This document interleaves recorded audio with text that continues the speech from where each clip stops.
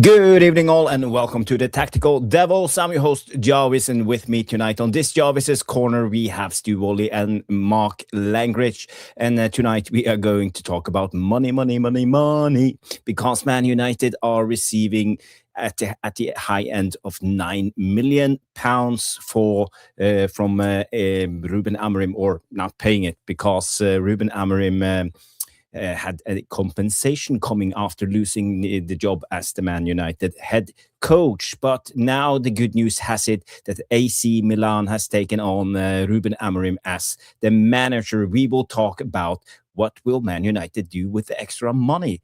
And not only that, 9 millions. We are receiving another 10 million from Amazon because Man United are doing a documentary drama, a circus piece of Man United next season. The filming will start next month. It's called All or Nothing. And Man United will receive another 10 million because of this. And the good thing is, right now, we are 19 million pounds richer. So again, I think that's good news from a Man United perspective. We will have to go and do the full debate. Are we happy with all that money? And what will be of this documentary? Are we going to see the real Man United, or will it just be a propaganda piece, as we have seen a lot of times when it comes to Man United? We will also talk about another rumor that opened up today, Lewis Hall to Chelsea. Some reporters are claiming that Chelsea are looking at the Man United, the Man United, what do you call it? The guy who we have been looking at. And Chelsea are sniffing on Lewis Hall. Are we happy with that? Who knows? Who knows? But on the other side, we have been linked to another fullback, and that's Alvaro Carreras. Maybe he will be coming back to Man United from Real Madrid. So anything can happen in this transfer window. We'll go through all of this. We will also talk a little bit about Boadi. You know that the Moroccan midfielder, fantastic player. You know that Arsenal and PSG are the front runners for Boadi, but could it be that Man United are going in for him late in the window? Apparently, it's not more than 60 million euros, according to reports. And let's see on other news. Ederson's medical is done. He will sign for Man United after the World Cup campaign ends for Brazil. So also something to talk about. Tonight, we are going to do the regular Q&A at the end of the show. We'll talk a little bit about the World Cup. We will go through the predictions on England and Norway, who is playing tomorrow night against Iraq. So, guys, stay tuned. It will be a cracking show for you. It will be a Jarvis's Corner panel debate. We will talk about all Man United. And, guys, get all your comments in, get your questions in, get involved with the channel. And please do me a favor, smash the like. Subscribe if this is your first time on the Tactical Devils. Press that bell notification, and we will be back after this short intro. And by the way, pay attention to the intro because it's old Jarvis doing the Jarvis's chop. See you in a bit.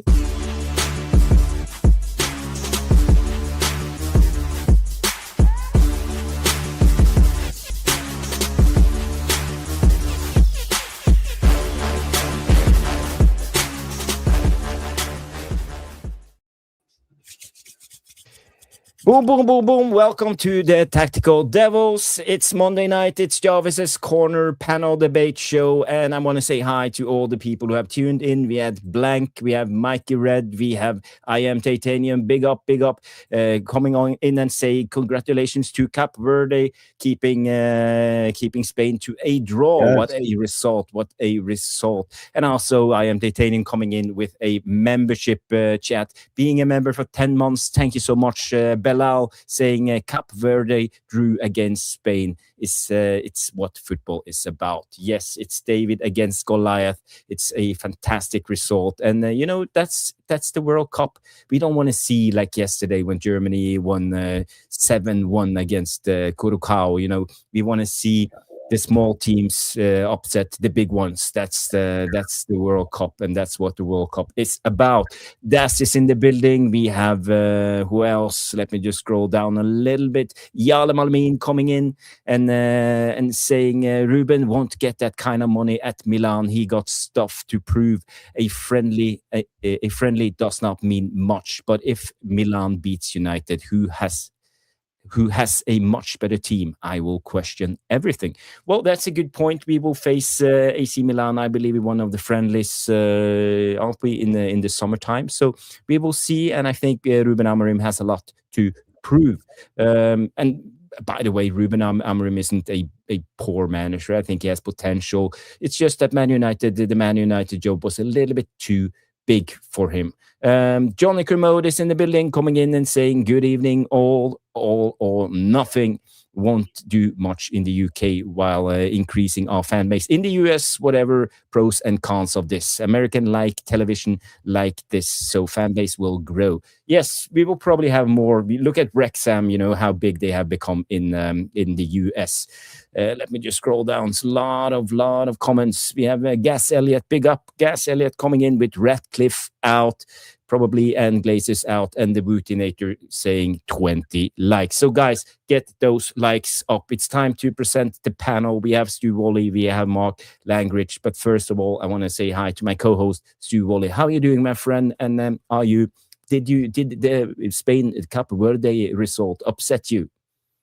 No, I'm all right, by the way, and good evening to the Devilish Tacticos. Welcome all. No, I was really pleased. I thought it was fucking hilarious. Although I will say, I think Spain grossly underestimated Cape Verde. Some of the players that were on the bench, I thought was quite. Daniel Olmo, for example, should have been running rings around Cape Verde. I know Yamal's been injured, so I could kind of accept that, but. It was brilliant to see, absolutely brilliant to see, and it's like we spoke about last night, Jarvis. Yes, the old FA Cup in the UK and giant killing acts, and it's great to see that Cape Verde can go to Spain. I think Spain will recover, I really do, but I can't imagine they're happy tonight. The Spanish fans weren't happy. Juan Mata looked decidedly, absolutely well pissed off in the ITV studio. So. There's been some really appalling games in this World Cup so far. There's been some really good games. I thought Ecuador, were very accomplished. I like their away kit, by the way. Very, very nice. But Ahmad popped in, an Ahmad special. Has a habit of doing that, doesn't he? Around 90 minutes, 92 minutes, something like that. So Ahmad scored. Brazil have been poor. Spain poor. Belgium don't look great, and then again, neither do Egypt. Morocco have looked good. Germany, everyone's saying Germany look great. I'm not sure. Get to Curacao, bless him. But Curacao scored, didn't they? And that guy will remember that for the rest of his career, rest of his life. What a great. Did you see them with their home fans or the Curacao fans? Yeah, that's absolutely amazing. That's great moments, that is. So, the heavyweights of Europe are, play tonight, stroke tomorrow, don't they? So, and I thought Holland, Japan. Me and Jarvis were watching the first half of Holland, Japan last night. Yes. Second half, you got to credit Japan. They don't give up, do they? They just keep going and going and going. So they're an interesting outlet. I think we'll have a boring game against Croatia, if I'm being honest. I don't think that'll be great. So interesting so far, but fair play to Cape Verde. I must admit. I'm pleased about it. Congratulations. By the way, Bilal has come in with the question. So guys, we are saving the questions, but you as Bilal, start with the letter Q and get your questions in, and we will go through all the questions at the end of the show. We do a Q&A session for you guys who haven't been involved with the Tactical Devils before and the Jarvis's Corner. So, Mark, how are you doing, my friend? How are you doing? I'm good. I'm back online after a week of absolute gremlins in the system. It took to totally not wiping my PC, but just going through every single setting, AVG, other services are available. Going through everything, breaking it all down. But it was good to be back. Done a show last night. That went well. And yeah, in full flow with the World Cup. Like that's what I love. I love international football. When you said about you don't want to see games like Germany, that's what happens when you piss off the big boys. You scored against us. Now you're getting it. Do you know what I mean? Yeah. I love that. Cape Verde, Tunisia sacking their manager after one game. That's a little bit overboard. Everyone raving about Diamonde. Yeah, it took our boys to win it for them, didn't it? Yeah, exactly. Yeah, it was Ahmad don't need that long on the pitch to get his goal for Ivory Coast. It's becoming consistent for him. But yes, I'm good. Coaching's going well. Just happy to crack on with all the shows now. Back on. How did I know this would be the only show I could guarantee I could get back on? StreamYard, great. Not great for my channel and what I want to do with AI, but they want me to take the top package. StreamYard is at least reliable. It's expensive. It's very limited, but it's reliable. Yeah, that's what I mean. So if I wanted to use time out of the last 2 years, I have had problems with StreamYard. So again, mine was an update. We couldn't go live, could we? We were 48 hours down, weren't we? Do you remember? I remember, yeah. So one time. Was back in the early days, wasn't it? Back in the early days when we started. Yeah. Mine was the old school. Microsoft done an update. It done something with my VPN that. So I had to wipe it all down, install all the updates, and each load it up step by step. Standard practice. Now we're up and running. Useless wankers. They're fucking useless. Other software is available, by the way. It's not really, though, is it? No, not it's really. It's really not available. No, not really. But they are wankers as well. Guys, let's get into the nitty-gritty and go through all the latest news. People are eager to hear. I know it's a slow night. It's the World Cup is on, so we have 27 people watching at the moment on YouTube and 17 on X. So I will share the X link with you guys, and you can help us share and reach out to a broader audience. And we will help tremendously if you guys will do us the favor and smash that like. It's always so important to get a bigger reach on YouTube. But now seems to they are pushing the World Cup material. That's what's on right now. It's not Man United. It's World Cup. But it is what it is. We can't complain. We have had a decent month at this channel. So let's get into the main topic of the evening. It's Fabrizio Romano saying that Manchester United are set to save over 8 to 9 million in compensation for Rúben Amorim and his staff.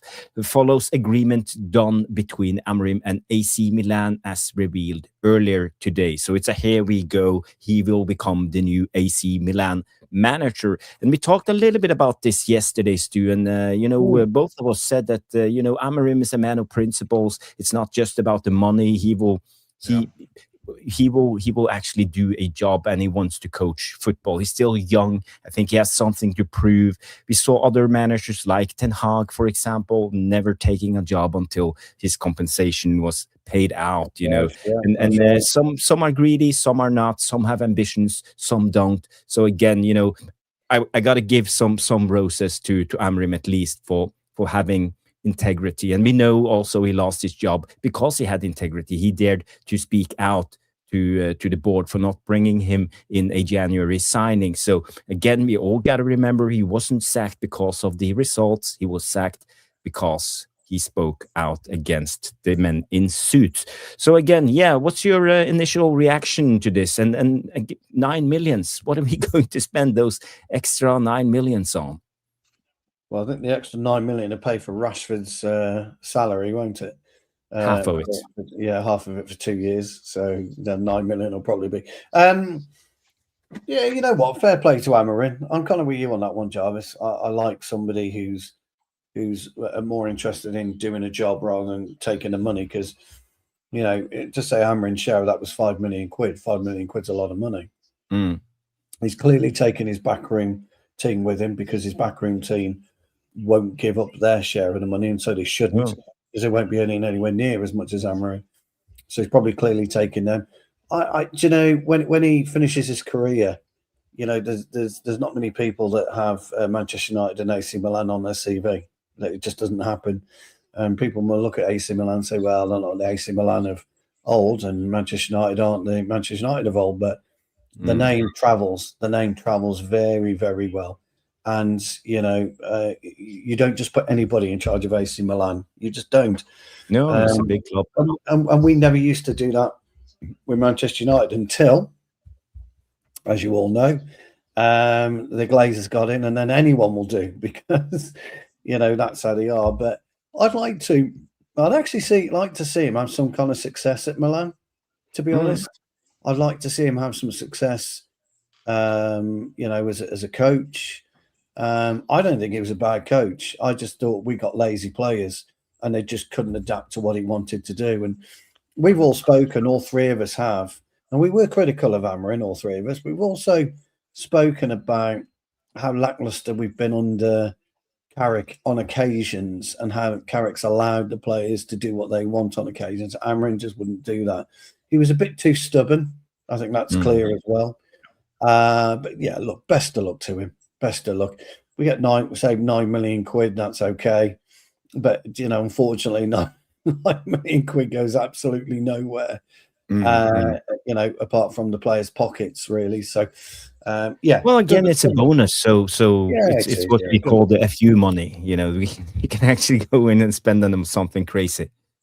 So again, it might help. You know, and this goes to you, Mark. It might help, you know, getting the Matheus Fernandes deal over the line, for example. You know, we know it's going to be a tough one. It's worth 60 million. There were rumors out yesterday that we had put in a bid of 60 millions, not confirmed. So again, you know, we know that West Ham haven't accepted, but we know their valuation 80 to 85 million. So maybe the nine extra million will help us out on that side. And also Rúben Amorim, you know, what's your take on him? You know, getting the AC Milan job, because AC Milan's 5 last managers has been Allegri and Conceição and Fonseca and Pioli, and you know, even Pioli won the Serie A in 2022.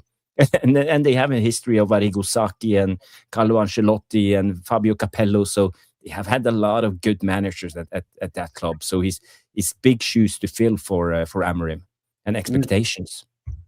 Definitely. The 9 million first, it can just go in the coppers jar with the rest of the money for when we need it.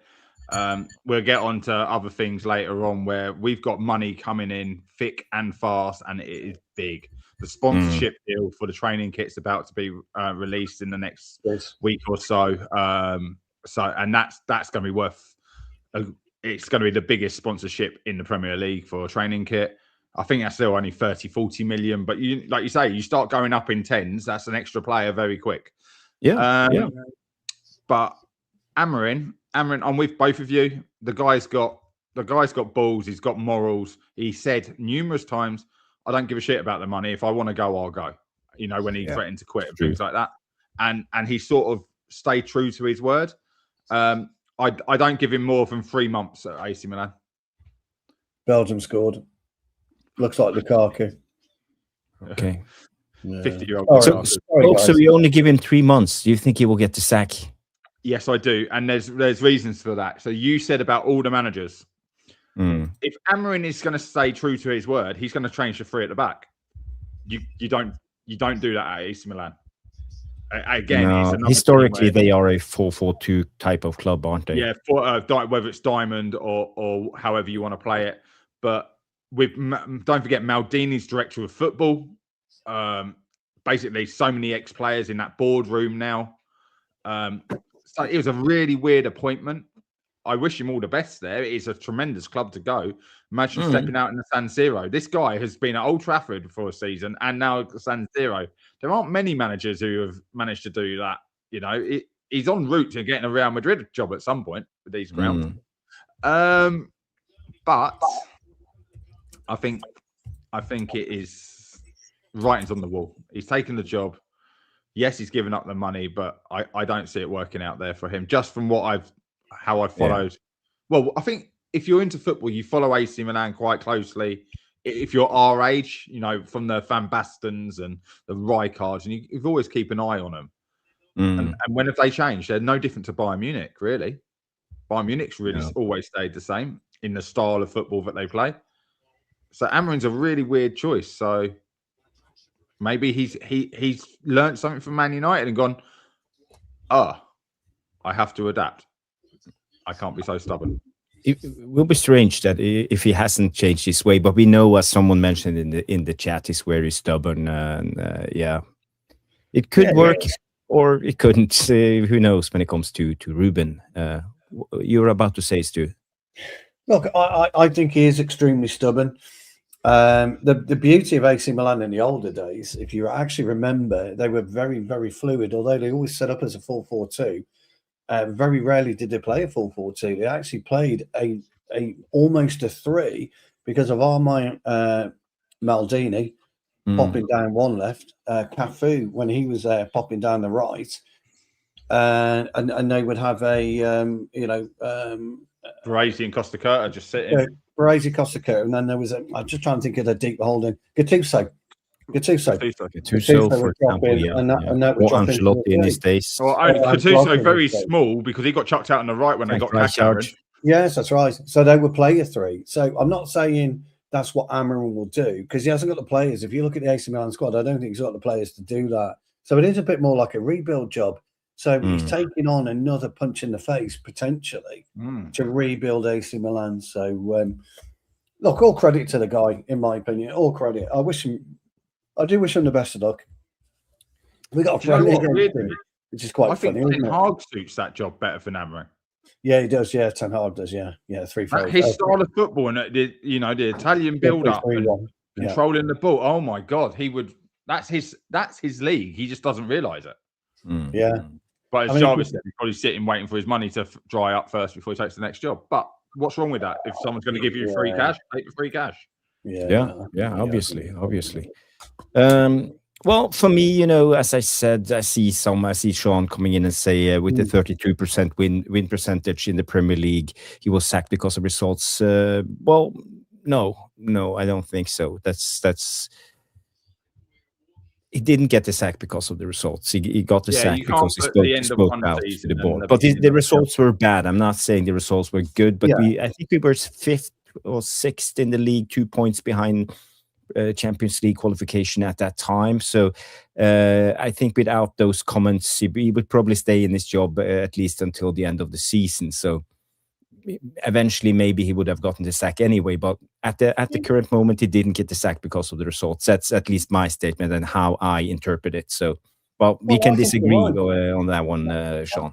Actually, old mate, I think you're right because Carrick didn't massively improve us in league position. You're finally coming around to my way of thinking. We went from 5th to 3rd, and we could, and that's all we did. But I'm not saying Amorim would have got us to 3rd. That's not what I'm saying. What I'm saying is Amorim had us fluctuating between 4th, 5th, and 6th. That was it. That's where we were. We were in those 3 positions. And at one point, we were 4th. And at one point, we were 6th. While watching Aston Villa dropping off. That's how we got 3rd. A lot of people don't like it, but we got 3rd because Aston Villa fell off a cliff. John McGinn, sorry, just John MGinn. Yeah, John McGinn. Exactly. Stopped playing and they dropped off. The end. He got injured. Now he's doing it for Scotland. Now he's doing it. Well, no, by the way, how the fuck is he playing in that goal? Fucking hell. You don't take a World Cup goal off anyone. No, I know. There's unwritten rules. No, I know. By the way, the fact that the Haitian kicked it in, literally smashed it in himself, But no, you are right. You don't do that. So we're not going to bring up the Amorim in or out debate again. I know it brings tension to all of us and PTSD to all the Man United fans. That's just the way. But I think it's exciting. It's probably a tough job. It's a club with high expectations. AC Milan are in the rebuild. They didn't qualify for the Champions League next season, so they are in the Europa League and. It's a club that's in they are changing a lot. Even Giuseppe Meazza is going down. So they are building a new stadium. So the iconic stadium, San Siro. So we will see how that one works itself out. On the other news, extra 9 million from Amorim. We have another 10 million coming in. Manchester United claim the deal with Amazon Prime has broken a record access fee for any comparable documentary from The Athletic. It's called All or Nothing, and we are talking about £10 million, and they will follow Man United in the locker room, the players at home, and probably we'll see inside the boardroom. We will see a lot from the inside and what will happen with Man United. It's a documentary. It's a drama. It's probably a circus. It's probably a comedy show at times. We will witness a lot of Man United, and we will get to know the players from another side. And I'm looking forward to it, but also I'm dreading it because it's a little bit too much of a circus. Maybe I think Man United is enough circus as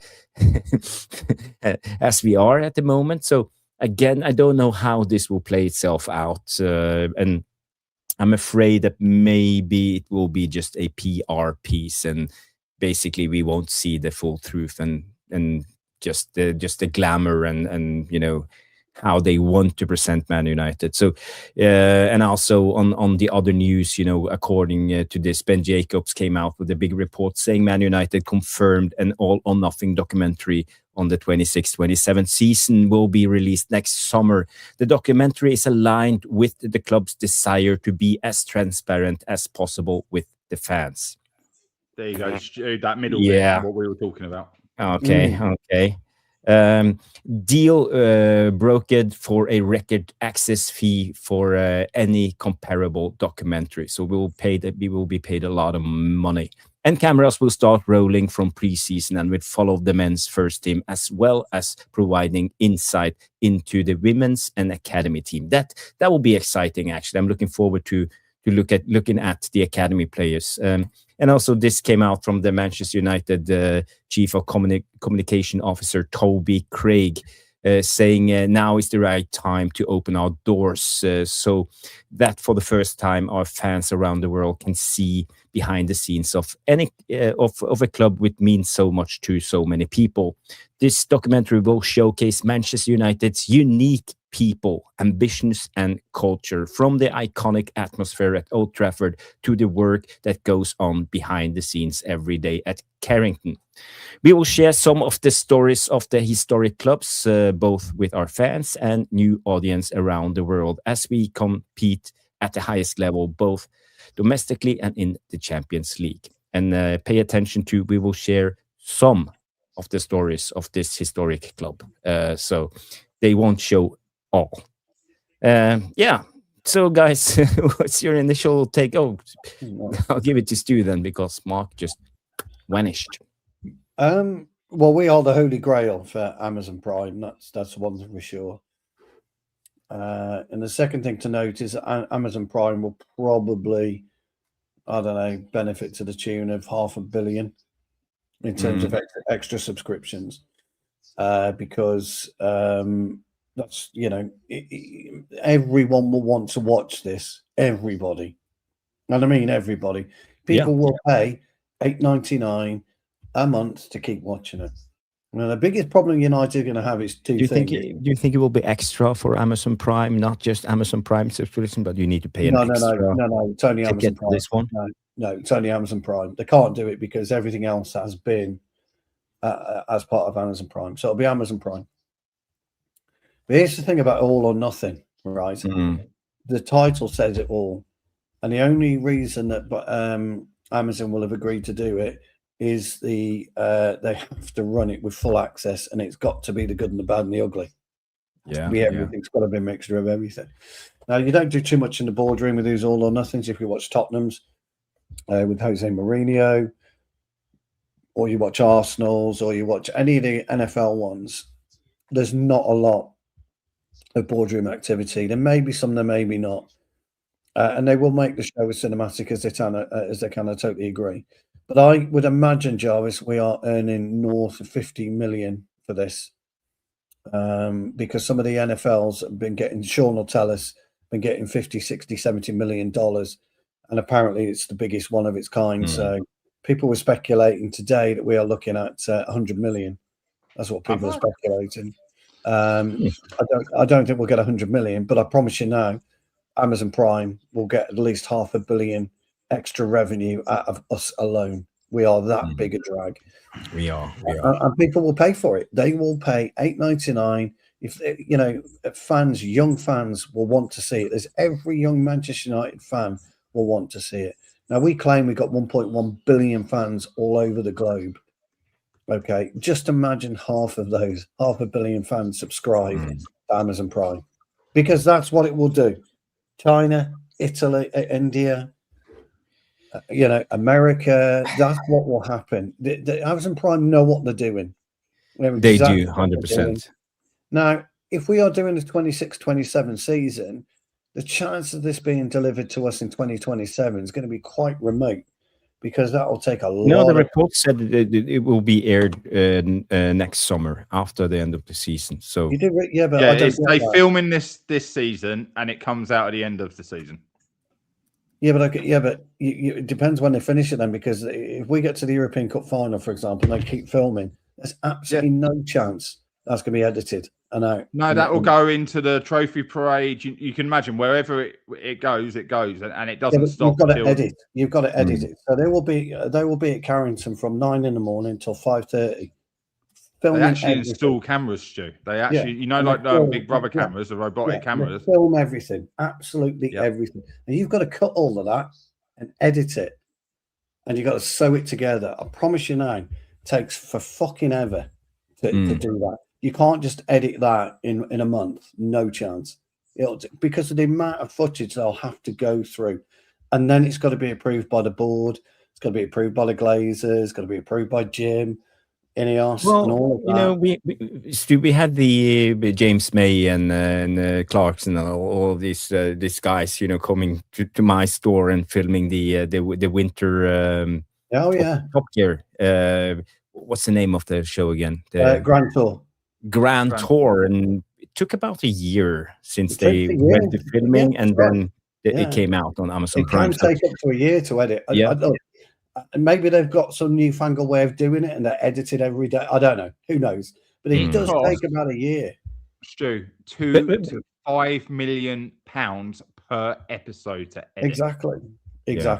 So, by the way, before we go to Mark, I didn't mean to interrupt you. We have received some donations, some gifts from Rushmano, coming in with a massive dark red pick up Rushmano, gifting 20 Tactical Devils memberships. I'm getting it up. I'm out of words. You are a gem for this community. So at least you deserve the F of Guardiola, and Stu will start reading out all the names. And also we have received a gift from Belal, but first Rushmano. So let's go into the F of Guardiola.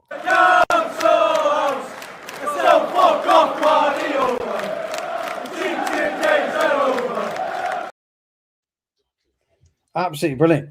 Well, Rushmano, first and foremost, Matt, that is absolutely top draw. You are an absolute legend, and we can't thank you enough for that. And I tell you can't thank you enough as well. I'll read out the first 10, my old mate. Thomas Svensson. Thomas Svedinos. Yes, he's got one. Nathaniel Lucky Smith has one as well. Neil Driscoll, the absolute legend. Is in with one. Where are we? An advert came up for some reason. Why do you believe everything? Has got one. Overhead Kit TV, love that one. Has got one. Vincent Bullock has got one. Easygoing has got one. Let's have a look here. AVFM UFC 81. Kidmonger, Cat 270. Umar Farouk has got one. What else have we got? Pirshan 7085, Hamza Ali Masri coming in. We have Sven Erik Kopperud, big up, Norwegian name, Sven Erik Kopperud.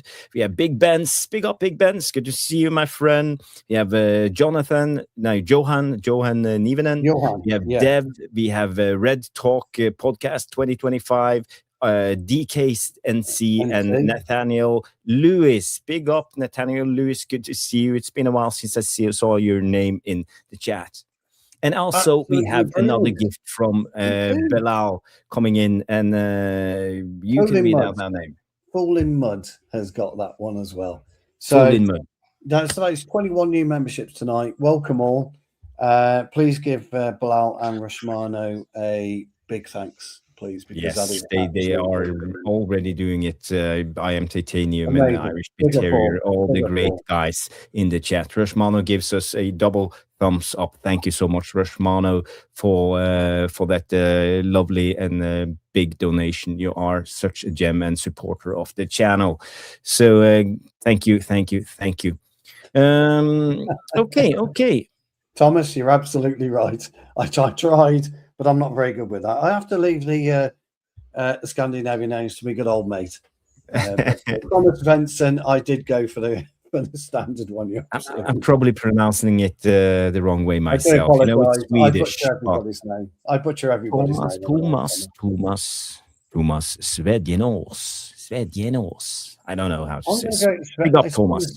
Janus, isn't it? Janus? Svedjenos. I think it's yeah. It's like Holland within the O, not A. He knows. Oh, there you go.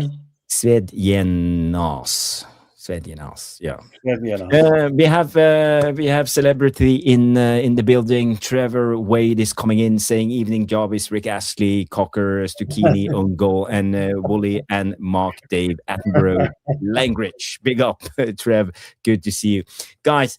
Yes, let's talk more about the Amazon thing. 10 million, maybe more. We will at least receive a lot of publicity. It will be. We can actually achieve better deals now for our sponsors. They will be shown on Amazon. You know, a lot of millions will show up. So, you know, what do you think will be the what do you call it, the butterfly effect or whatever on this documentary for Man United, meaning financially? Sky's the limit. So Netflix paid 50 million to the Dallas Cowboys for their net series. So United are, considering Cowboys and United are linked so massively. Like, if you know the story of the Cowboys, they don't, and the Glazers, like, are very linked in how they just don't put any money in, self-sustaining. Yeah, they are. So if they paid them 50 million, United are going to want more. So Shu is right. We're going to be north of that. The rumours I heard was close to £100 million because of the sponsorship, because of the amount of people that will, Shu just touched on it, will buy a membership. 1.1 billion. United have just put that out in their own statement on the app, saying 1.1 billion fans around the world. You know, it's... Fuck me. Amazon will be like that. Yeah, I don't mind giving you 100 million. That's peanuts. You know, when... you're seeing boxing matches going for double that, you know, for nobodies. So, it's huge. And Jarvis, you're right. Sponsors. I just said it looks like Betway is going to be our training kit sponsor. I don't know how it's going to work because the under 21 teams can't have it. You can't wear it, and they're aware of that. Yeah, they're aware of it. Yeah, but if you're going to now be on TV, you're going to have two different kind of shirts on TV. It's going to look shit. I think they can put a charity on, can't they? If Betway, years and years ago in Formula One, I think it was a big tobacco firm anyway put a charity that they on Ferrari called Mission Winner, Marlboro. The one with the cowboy, yes. We don't have to say the name. The one with the cowboy, yes. Yeah, that one, yeah. And because it was anonymous with F1. Anyway, they did Mission Winner, and it could well be that Betway come up with something that was in their group, their holding group or something that allows them to something they're also invested in. But Betway's been linked to around 30 something million pounds, which is another record deal for training kit, but it won't be going on the warm-up tops because we can't have it in the games. So they're actually paying more and getting less, which will go hand in hand now because you're going to see it. All the training stuff around the ground is going to be that. You know, the best part about that is on TV. You've got the arm sponsor. We've got to redo the arm sponsor. So you either go back and say, well, do you want to be on Amazon Prime on probably their biggest ever series they will have? And I tell you now, they will probably, if we're successful, they'll come back for a second season with United. And United will rock their hands. This will blow Amazon. If you can imagine, and Jarvis is right, that it must be working for Disney because Disney Wrexham have done, what is it, 5 seasons or something stupid. 4 promotions on the bounce, isn't it? And the first one they didn't get promoted, so it's 5 years. So 5 years they've done Welcome to Wrexham. United's been the holy grail. They've been after United for years and years and years and years and years. And when they come knocking on the door, Manchester United turn and say yes. Amazon Prime have probably gone and said, here's a blank check. What number would you like us to write on there? Seriously, I genuinely mean that.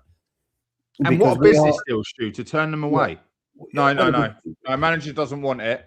The following year, you make Europe, and they come back. They come back. You put an extra 0 on that. That's what we're talking about. It's us that's making, But like I say, Amazon will make a ton of money from it. A ton of money. I know. We will do the Q&A later, but spoiler alert comes with the question on the topic. So, Mark, what do you reckon? No, not yet. But I think it might be a warm-up deal towards the ground. I think that if we add that into the stirring pot for financing the ground, potentially. Massively, potentially. It could be called the new Old Trafford could be called Amazon Prime Stadium. Imagine a spin-off documentary about the creation of it, and they film all the way through the creation of it. This will be a very calculated move by both Amazon and club, because Amazon would know that you're not going to get away with doing a documentary on Man United for 10 million quid. You wouldn't have got away with it years ago at 10 million. No, if Tottenham got 10 million. Yeah, so I don't know. You got away with it years ago. Stu, I know we've watched them. You've probably, like me, watched all of them. Yeah, of course I did. Yeah, I've watched the All Blacks. I've watched the NFL ones. I've watched every All or Nothing series they do. Jarvis, if you've not seen them, you're going to have your eyes wide open because they don't hold back. It's not PR.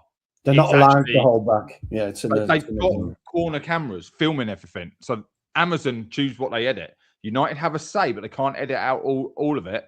And that, if you remember what happened with Mourinho in the at Tottenham, Dele Alli out, calling him out, and that's blown up in his face, didn't it? Because of the sleeping tablets and that we found out he was addicted to. Yeah. Ericsson leaving and all of that, it's all been played on. So we could see Rashford, we could see the Rashford scenario straight away. No wonder they want to get it. You will see him potentially go in the next 2 weeks if they're worried about a blow up on camera. Yeah. By the way, keep these thoughts to. I will ask you a question on Rashford. Do you think that's gonna tilt the weight over to Rashford coming back to Man United as we talked about yesterday? But before we go to that question, I just want to shout out Rob, Always United. Big up Rob coming in with being a member for 11 months. That's almost a year. Big up and thank you so much, Rob. Saying big up everyone. Big up Rob. Good to see you. And also, guys, this is the link to the show on X. So if you could press that link, go to X, smash the like, give it a heart, and share it. It's a live show of this show on X. So we are streaming to different platforms. So if we have already 3 retweets on that one. So who else who did it? I just want to shout out Gas Elliott, Claire, and Rushmano has retweeted and liked the X show. So right now we have 67 people watching on X. So do us a favor, press that link, go over to X, share it. Yes, Stu. Do you think Rashford will come back because of this documentary? It will raise his value, his PR, image rights, and all of this. No, I think isn't he the type of player who likes to be in the limelight? I don't know anymore with him. He seemed to have changed, didn't he, in Barcelona? Seemed to have got that fire back in terms of wanting to play football and want to be a footballer. I think way too much has happened at Manchester United for him to even come back. I've seen the reports that Carrick has reached out and said, yeah, we'll take you back on that, but I don't necessarily buy that. I think I've been saying it for weeks, Stu. I've been warning it for weeks. As soon as he wouldn't go to, you were better off taking him back and playing him to get money for him. But where is it going to go? He can't go to AC Milan because Amorim shipped him out. He can't go to PSG. They don't want him. Bayern, that's out of the question. Barcelona now. I don't think Mourinho is a big fan of Rashford. He doesn't track back. So there's no big clubs for Rashford to go. And who else can pay his salary? Well, I think he'll focus on the salary. The salary doesn't worry about that anymore. Yeah, you don't get paid if you don't play. Do you? Do you think he will take like a 66% pay cut and do an average 100K a week anywhere else? I don't think so. Or go back to Man United and earn 300K a week. I wouldn't be surprised if he didn't go and end up at Athletic. Personally, I think that would be a good move for him. A hardworking Simeone team, Rashford. Yeah. Well, Hansi Flick is no mug. Yeah, he had to work his arse off. He's a real hard worker, Hansi Flick. That's why he was constantly dropped. That was why he was dropped until he started doing it. So they did a fly in the wall for Germany, an all or nothing for Germany. Yeah. And there's a piece of that where one or two players were 2 minutes late for a team meeting, and he absolutely castigated the fucking lot of them. Actually, I've got to be honest. Rashford's spoken really well, hasn't he, in his interviews since leaving United? He even defended United under Amorim and certain things he said in that first interview he done when he went to Barcelona. But even after that, he actually speaks really well. The fact is, the guy had a lot of shit happen to him in Manchester with his girlfriend, with family. Yeah. Then what's the point? Do you know what I mean? Like, I can't really go into it now because I've lost my trail of thought. But you go away, you learn, you grow up, and you can come back. If you're going to tar everyone with the same brush, then you know, you can look at David Beckham and what he was like. If you had David Beckham in the modern age, he wouldn't be at Manchester United doing what he wanted. When he was flying down or driving down to London every night to see Posh and then coming back up for training, turning up tired. He was doing the same thing. Cost him, didn't it? Because they kicked him out. So you think he's matured and become a grown man? No, I'm saying you've got to give him the chance. Everyone keeps doing is tarring this guy with the same brush. Oh, going here to take the money. Well, that's on us. He's entitled to take that money. You gave it to him. He's entitled to benefits. I don't think it benefits either club or player. I don't think it works for club or player. No, I agree. I think a smart person goes, what Jarvis says, take a pay cut, right? And you go somewhere else and prove yourself. But you see the type of, like we talked about in the beginning, Amorim having integrity. Do you see? In a way, yes, because he tried to build up this persona of writing the books, well, putting his name to a written book, and all the charity work. That went out the window. When that stopped, he stopped. So it showed that something changed in his life. If he sorted his life out, then maybe he's back. Interesting to see. You know, there are clubs. That's not entirely true. He could go to. He could go to Arsenal. He could go to a lot of places. Sure. If he wanted money, you go Saudi. You go Italy. Yeah, Italy with the tax break thing. Saudi don't have that type of cash anymore. I don't think they're putting that type of money out anymore. No. No, but he can earn the same money minus the tax. Yeah. You see what I mean? Yeah, they're paying 300, but they're not paying like 600, 700, 800 that they were doing. Yeah, I think Ronaldo's up at that. He could go Saudi and get his 300. So if he wanted the money, there's ways to get it. But he ain't going to get paid any money when his contract runs out if he doesn't play football. Well, the interesting thing for him, he could have a stellar World Cup. If he has a stellar World Cup, then there'll be no shortage of suitors for him. Well, it's not going to be hard to play better than Gordon, is it? And those two friendlies. No, so we'll find out tomorrow night. He could even go to fucking Turkey and earn 300 grand a week. They're chucking money at players at the minute. Yeah, he can reunite with Greenwood in Trabzonspor. You know, they have put in a huge bid for him. Yeah, so he's not gone yet, has he? But yeah, potentially. Yeah. He will not go to Bayern. This report came out yesterday that Ismail Saibari to FC Bayern. Here we go, deal sealed. So I can't see him going to Bayern. There were some rumors about Rashford to Bayern, but I think that ship has sailed right now. Bayern were inquiring about the 34.5 million, but they would rather pay 55 million euros to PSV for this winger. Yeah, so again, I can't see him fitting into the Bayern system right now. But who knows? You know, there's a lot of pros about Rashford coming back under Carrick. There are a lot of pros because Carrick had his best seasons under Ollie and Carrick, and Carrick knew him from the youth team when he was there. You know, yes, he came through after, but don't think Rashford was not known by the pros. Do you know what I mean? He was already coming up. You saw him training. There was old videos and that with the players and that teaching him. So, like Jesse Lingard, like others, they were well known around the club for who they were. But I think if we're constantly talking about needing a left winger, Dorgu, Cunha, well, you've got Rashford. There's your three. And if you can't get 50 million, which is what you want, you don't sell him for 20. You don't sell him for 20. I'd sell him for 20. I would. No. Stu, yeah, but if you want 50, you don't sell him for half that price. You hang on to him and hope that you can get rid of him. Why? Because you're going to fork out 40 million in salary and bonuses. So why not sell him for 20? You can save yourself money on the economic on the downside. Because you know that everyone else isn't buying him for those wages. That's why no one's coming near him, right?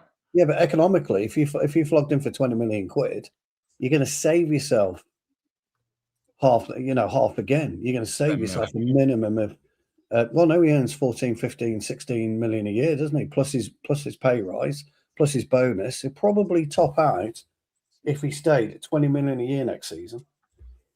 More than likely. Yeah. So, I'd get rid. I'd sell him for 10, 15, 20. Get him off your books. Yeah, but I that's where I see who will take him on. That's the problem. I saw someone mentioning Villa, Spurs. That's a possibility, but none of the big clubs in Europe, you know, I can't see. There are a lot of players in Rashford's position in world football where it's happened to. Paul Pogba, other people like that, where they've gone, fuck, no one wants me, and they finally knuckle down, and they come good. They have their second coming and things like that. Anthony, last one out of United, probably done that when he went, Jesus, the world's against me. I go to Betis. Okay, he also is the prime example when Stu last week was talking about players going on strike. He's that prime example of that player because he almost done it again. Exactly. But you've just got to give him a chance. If he's with us, you've got to support him. And if he's lazy, then I don't believe Carrick will put him on the pitch. Because you've got Cunha and Dorgu. Like before, it was Rashford, Garnacho. Who else? Oh, Elanga. No, the biggest financial mistake you'll make. You know, we've got a house in order financially, kind of. So you're just chucking money away. So I wouldn't bother. I'd take 10 million for him, kick him out the door. I generally don't think they would do it. In that's pure profit. I don't think our business side will allow us to do that shit. I'm with you. I would just cancel his contract. I'd rather fucking cancel his contract and get rid of him like that. Yeah, you got to pay him off, haven't you? You've got to pay him off on that. Yeah, which we can't do. So if you sell him for 10, that's it. Salary out the door. We get 10 million back in. How long's he got left? 2 years. Is that with a +1? Probably with a +1, yeah. But it's 2 years. He's up until 2028. 3-year contract minimum. So we could be paying out 60 million quid in salary with bonuses. And before the chat starts going, you cannot send him to the reserves. You can make him train in the afternoon, but there is no reserve team. You have to send him to the 21s, which means you then have to put him with players who he could influence with the under-18s playing up. It's bad business. We've done it with the bomb squad, as they called it, didn't they? They came in the afternoon and trained. You have to have a legitimate reason why.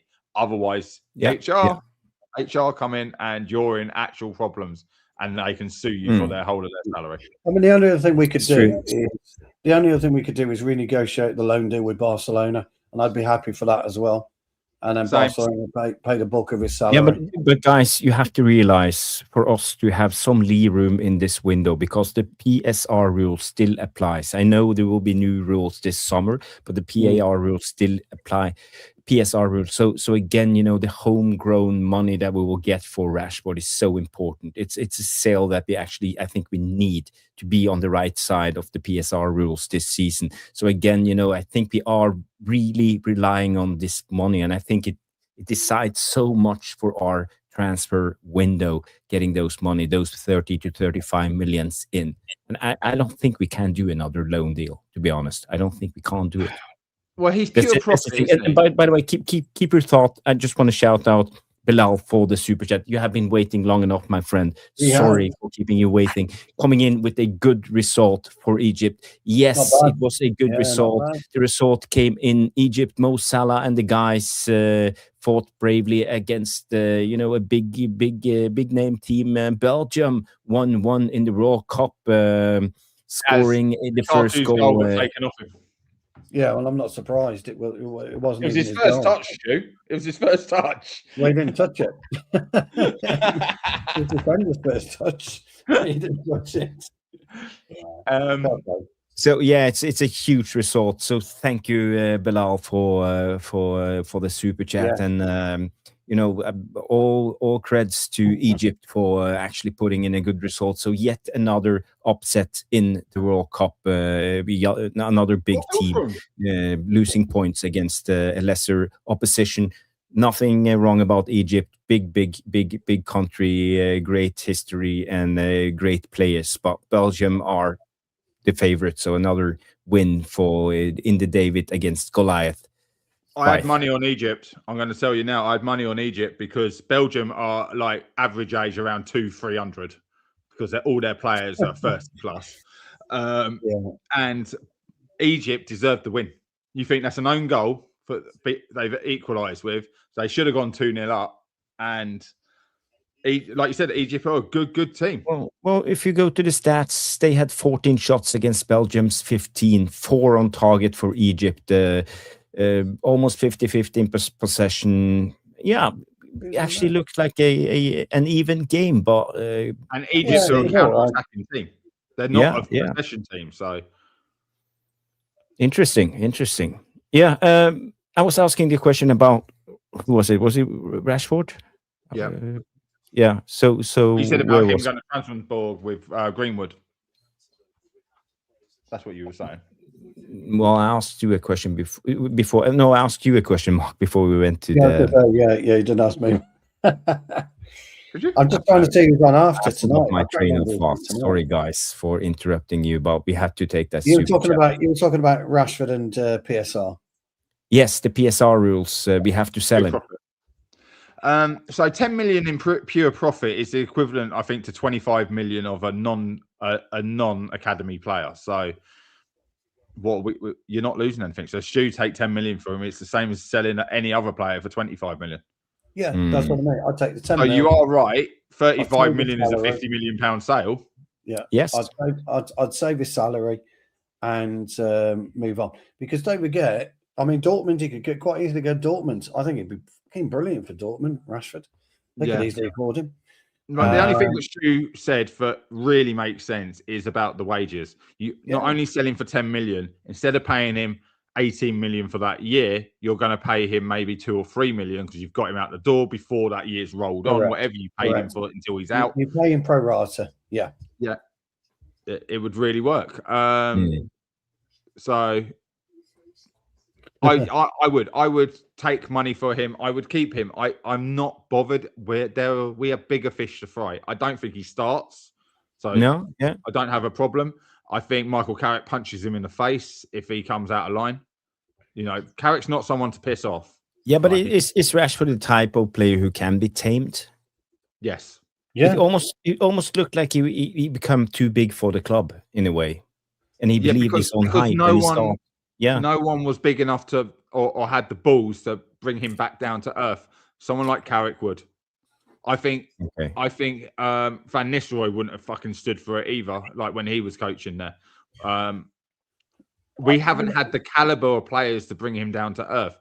Sorry, we can't afford him, can we? Not alongside Mason Mount at 250, Rashford at 3. What's he like? Does he go on to 350 a week?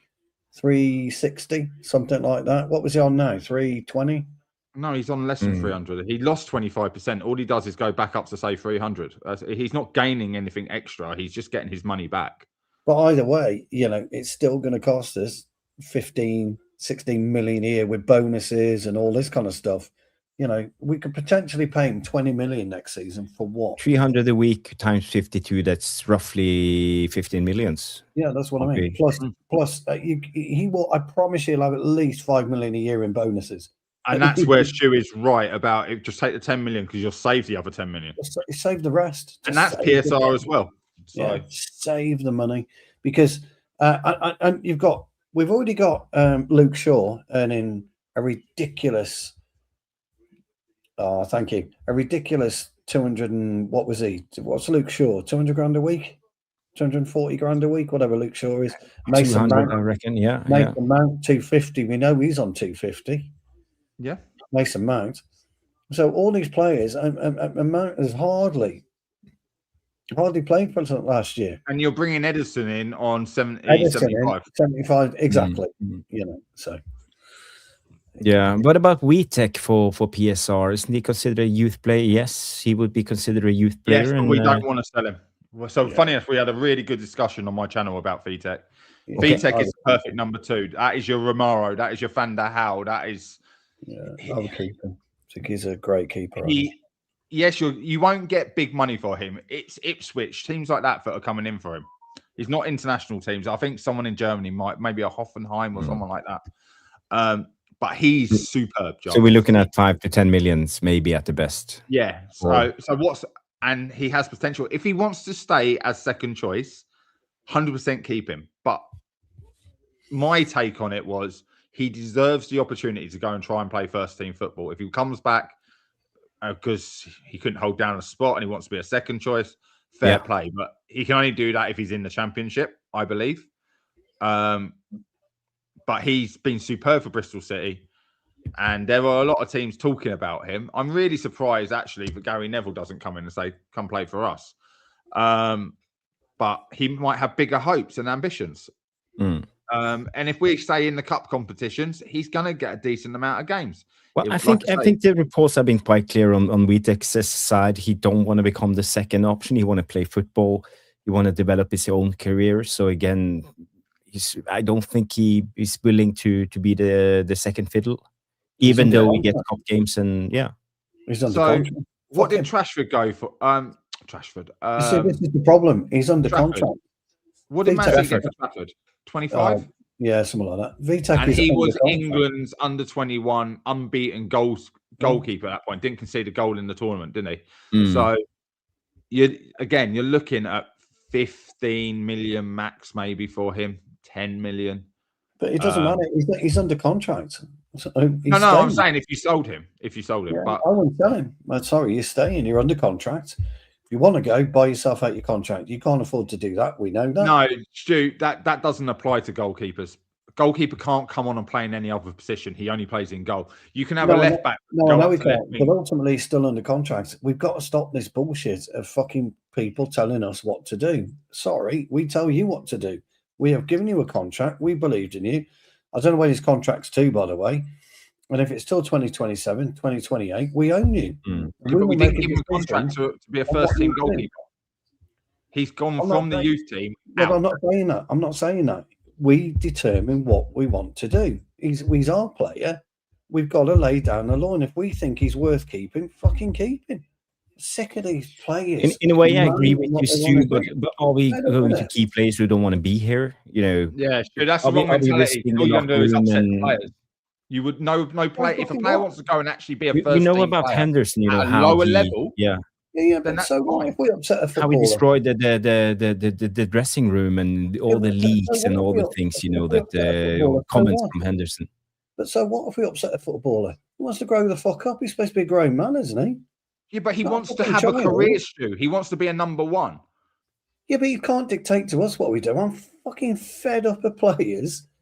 Fed up with players deciding and dictating what they do. No, that's not how football works. That's not how football works. No, I'll tell you why it isn't how football works, because we fucking let them do it.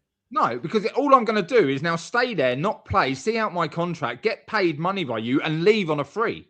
Well, you want to grow the fuck up. People want to grow the fuck up. Well, no, you're saying once you're signed, you stay with that club forever then. No, I'm not saying that. What I'm saying is if we deem him to be the best option as a goalkeeper, you keep him. Whether he cries, chucks his toys out the pram, or what, I don't give a fuck. I've paid you for 2 years. I know you just want to walk out. Earn your place. I've had to earn my place throughout my career. Every fucking game. I get on that fucking pitch, I put my shirt on, and I make sure I start again. Yeah, that's and you'll play wherever you're told to play, right? That's how a footballer is. Whether I'm a goalkeeper can't do that. Mark. It matters not. No. Make yourself undroppable. You can't. Yes, you can do that as a goalkeeper. You can't. You need to be playing games. You need to be facing shots. Why can't you? Because goalkeepers don't train with the first team. They train separately. I know how it works. Why can't you? Why can't you go to fucking training and say, I'm going to unsert Lamans or I'm going to unsert X, Y, and Z? Why can't you? What's stopping you doing that? Nothing. Because the manager makes a choice on one player. So what? Go and be the best in training then. That's how football works. That's exactly how football is. But he's done that. He went out on loan to prove his point. He got player of the goalkeeper of the season, I think, or something like that in his league. Talk your future through. Come back, talk your future through. What's my future? Don't just say, come out in the fucking press. Oh, I want to go. I want to do this. I want to do that. But he hasn't. Why? He hasn't done that. Well, where's the reports come from then? It says he has. He's not come out. Probably. But where's the reports then? Somebody's got a report that says he come out and said it. Jarvis knows about it. So yeah, there have been several reporters saying that, but where they come from, I don't know. Maybe they're just assuming it's a guess game, or maybe there's someone in his agent or his camp that leaking this information. And yeah, I don't know. I'm fed up with player power. I've fucking had enough of player power. I agree with player power. I'm just saying, Shu, from an experience, and I know plenty for a goalkeeper, because how many players start as a midfielder? Are you breaking up, Mark? A goalkeeper's a goalkeeper, and he doesn't play anywhere else. No, I know that, but his job is to make himself number one. That's what a goalkeeper's there to do. Find out what when he comes back in the summer, find out what the plans are. Work a solution. If we rate him and we want him, work a fucking solution. That's all I'm saying. Cup games. Let's say 4 Champions League games and something. Offer him something. And then maybe a small pay rise or a game bonus or something. Yeah. What if Lamans get injured? He comes in as a full game winning streak, concedes 0 goals. Yeah, he might then cement himself in the first team. We don't know this. This is goalkeepers are not they're not an enigma. They're a footballer at the end of the day, just like we all are. Pull that shirt on and give it your fucking best and make sure you start the next game. That's all football's about. So Dean Henderson did that. You know how that ended. Yeah. He got injured or ill. De Gea got back in, and we didn't see Dean Henderson because De Gea got back in, or I think it was De Gea. Well, that's the curse of the goalkeeper. You have to take your chances. So he goes to that's what I'm saying. For a goalkeeper, but if he goes to Bristol City, Guidonius comes in with a good. I think this is a good argument. The second goalkeeper is not important enough to position to strong arm, and I get what you're saying, Stu, and I agree. Player power should just end. We can't allow it. But again, are we going to be the type of club who's going to strong arm the second goalkeeper for wanting to play football? He has ambitions for himself. Yeah, I think we should. Well, Trafford's just walking out of Man City because they fucked him over. Exactly. But that's James Trafford. But he had 2 or 3 bad games before they went and got Donnarumma. They bought him into But they promised him, they bought him and told him he was the number 1 goalkeeper. Yeah, but they had 2 or 3 bad games and they decided they elected against it. We don't know how good Vitek is likely to be or how good he's not to be. But if we start dicking about with players of his quality, what's the point? Just tell me what is the point in giving him a 15, 20 grand a week check? What's the fucking point? You're just going to let him go. It's pointless. It's silly. It really is silly. Yeah, we've already just done it with our last goalkeeper, the one who's now playing in Germany, not Vitek. We let him go. He wanted to be a first-team goalkeeper, and they didn't give him a shot. They bought fucking Onana. At the moment, we have Heaton, Onana, Bayern Deer, and Lemons. He's 5th choice when he comes back because we have not sold a goalkeeper. But I know you're saying fight it out, but there's only one place. It's not like you're a midfielder and you're fighting for 2 spots. Or you're a winger. Well, I tell you what then. What if Lemons gets injured in the World Cup, has a couple of games, gets injured, gets knocked out, breaks his leg? Then what? Then it's up for grabs, and you're right, 100%. You're right, but if you feel that as soon as he's back, you'll drop straight back to the bench. Well, how does he know that? You've got to have balls as a footballer. I've said it for years. You have to have balls as a footballer. I think it takes a lot more balls to leave a club like Man United and go seek a career at another team than sit on the bench. And where's he going to go? Where's he going to go? Are you going to leave him out? He'd be better off on loan. He'd be better off on loan. If you're going to send him out on loan. But I quite like him, so I would keep him. I'm not sure if you're looking for a loan. I think we're looking for a sale with a buyback clause and a sell-on clause. I think this is where we're going with Vitek. I think we are at the stage where we need money. And Johnny Camo, who was the other goalkeeper we sold? Went to Germany and was at Slavia Prague. I know you're in the chat. You'll know. He won. He won player of the season at one of those 2 clubs. Kovacic. Yeah, Kovac. Nico Kovac. Yeah, Kovac. Yeah. Him. We let him go, and because he couldn't get a game, and you're like, he's fucking brilliant. So, but, you've got to draw a line under it. As a club, you've got to draw a line on it. So. Well, I said originally before we signed Lemons and found out what he was going to be like, Vitek was probably. I think he's a year older. So I agree with that. I mean, if Vitek isn't going to go fight for it, fair enough. But that to me is a weak footballer. That's just weak. Kovar, yeah. We don't want weak players. I want somebody who's going to say, you know what, right, I've got the balls to wear the Man United goalkeeping shirt. And if I've got to wait my time, I've got to bide my time, I'll bide my time. Mm-hmm. You only get one chance at Man United. One chance. The greatest club in the world, you get one chance.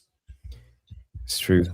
We're not Wolves. We're not Wolves. We're not fucking Sheffield United or anything like that. We're the greatest club on the planet. Fight. I think it was Bilal who put in the chat. He's one of the moderators. Stop impersonating other people's names in the chat. There's no law against it, but it's unethical to copy other people's names. It's not good. So all you gotta do is if you're thinking of using other people's names, don't do it, please. And I would say to the moderators, just time them out for a couple of minutes, and then they have time to change back your name. That's all. So let's all behave and well behave in the chat. Yes, it's. I want to talk a little bit about Lewis Hall. I think this was a great debate, guys. I love it when you guys get going on stuff. There's no right or wrong. It's just opinions, and that's football. That's all it is. Opinion. Yeah, it all is. Yes, it's opinions. I wanna bring out. There were some reports coming out tonight from Graham Bailey about a guy we have been linked to. And, it's not just Graham Bailey. I saw it from other people reporting this too, that Chelsea are exploring whether a move to bring Lewis Hall back to Stamford Bridge is possible this summer. And Team Talk understands amid rivals' interest from Manchester United, the Blues continue the search for Mark Cucurella's replacement. So again, should we be a little bit worried? Are we maybe going into a bidding war with Chelsea for Lewis Hall? Nope. Chelsea have got a replacement left back already. You've just all forgotten about him. I haven't. Quenda, I said the other day. They've signed Quenda. They needed to get rid of Cucurella because they've signed Quenda, and Cucurella was a dickhead last season with what he said about the manager. Get out the door. About it. Yeah, we spoke about it. Yeah, and Lewis Hall would not go to Chelsea. Wasn't he at Chelsea? He was at Chelsea. Yeah, he wouldn't go back. Chelsea. Name me one of those players who's left Chelsea because he got lied to that has gone back. Even you go back as far as De Bruyne and Salah and play people like that. Yeah. Chelsea play you, don't play you, and you go off to have good careers elsewhere. Lewis Hall is Man United's next left back. I'm telling you. I've been saying it for months. Like that's the evaluation is insane. It's we are talking about 68 million plus 7 in add-ons from Chelsea. And Chelsea, they are in big trouble. People got to realize Chelsea's financials are under scrutiny at the moment. They need money in because suddenly, Tom Bowley, we're super creative with all these long deals, but now, it's catching up with them because they have been kicking the can down the road. And every season they have relied about selling a homegrown player to apply with the PSR and the UEFA rules. But there's not many homegrown players left to sell this season. Maybe if they have a chance to sell Reece James. So, why do you think they sold Cucurella? One of their better players. So Chelsea are in the shit, to be honest. And what they sold him for? They paid 105 million for him. Yes. And the thing with Chelsea, I wouldn't be surprised if we are seeing Chelsea at the end of the window trying to sell Enzo Fernandez and Caicedo, both of them. And I wouldn't be surprised if we as Man United are getting linked to Enzo Fernandez, to Caicedo because of this.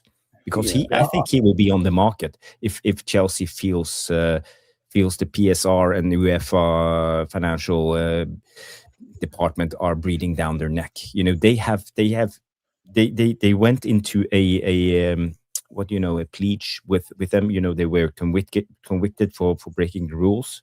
They only paid 5 million, or was it 10 million in the fine, and they still have, I think it's 60 million they have to pay. If they don't, because they are on a parole at the moment, and they have to even the books. They can't keep losing money. Cucurella's, I don't think. I think it's a system thing. New manager. I think it's a system thing because Alonso, he does play Quenda. Alonso plays. Reece James is a wing back. Yeah, they play wing back. So I think it's more of a system thing. And I think at the end of the day, it's great money for them. Absolutely brilliant money for Chelsea. Real Madrid have done a real number on them now, 51.5 plus 5 in add-ons. That's a hell of a deal. Because whether you like him, I mean, I'd love Cucurella at United. He would have been fucking brilliant for us. Absolute shithouse. He'd been brilliant for us. So fair play to them. But, Quenda's younger. He's quicker. He's stronger. He's bigger. And so I think he'd be perfect for Chelsea. Unfortunately, I think he'd be perfect. Yeah. Okay. Disappointing. When it comes to Lewis Hall, like stats wise, we've done a lot of talking about Hall and Mamadou Diouf and people like that, and where they're better in one area and weaker in the other. I just think Lewis Hall needs proper coaching. As a left back, I don't see him entirely as a left back. He's probably a failed winger, bit like a Wan-Bissaka, played further forward, got dropped back into a defensive position. But yeah, for me, the Chelsea thing is an absolute non-starter. It doesn't matter. I saw you flashing up the Chelsea fans saying this. He just wouldn't go back to that club. He left them for a reason, right? Why would you go back? He did leave him for a reason. Absolutely. I'm with you on that one, Mark. I don't see it. I don't see him go back to Chelsea at all. However, I wouldn't entertain 70 million for Lewis Hall either. So I think they're shooting their shot. So the money is a bit like the Bruno. Is Mateus Fernandes in the Portugal squad? No. Another reason why you say you can't be asking for big money. He's not an international player. We can pull that card on Lewis Hall. Is he?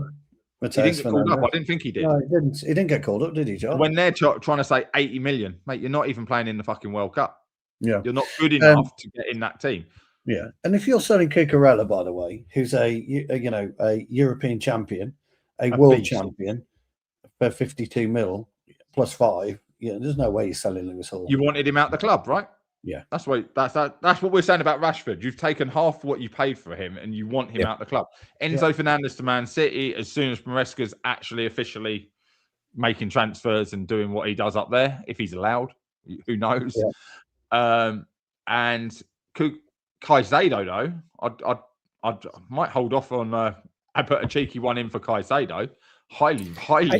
As I said, I wouldn't be surprised if you see this, because I think I saw Swedish Rumble put out a tweet today about breaking down the situation at Chelsea, and they are in big trouble. They are really in big trouble because they have so many payments coming in. You know, they have been kicking the can down the road, but suddenly everything catches up on them. So they have had to rely on selling a homegrown player to even out the PSR rules. They have been losing money every season, and the wage bill is humongous. And people got to realize when it comes to Chelsea, look at their squad. They have more than 30, I think it's 30 first team players, and they have no Europe next season. So where are all these players going to play? Why would you suspect Chelsea to pay all that big wage bill? They will do whatever to try to cut down the costs at this summer. So I will see, I wouldn't be surprised if we see Caicedo links with the Man United or any other clubs this summer. You'd never get him. You'd never get him. Too much money.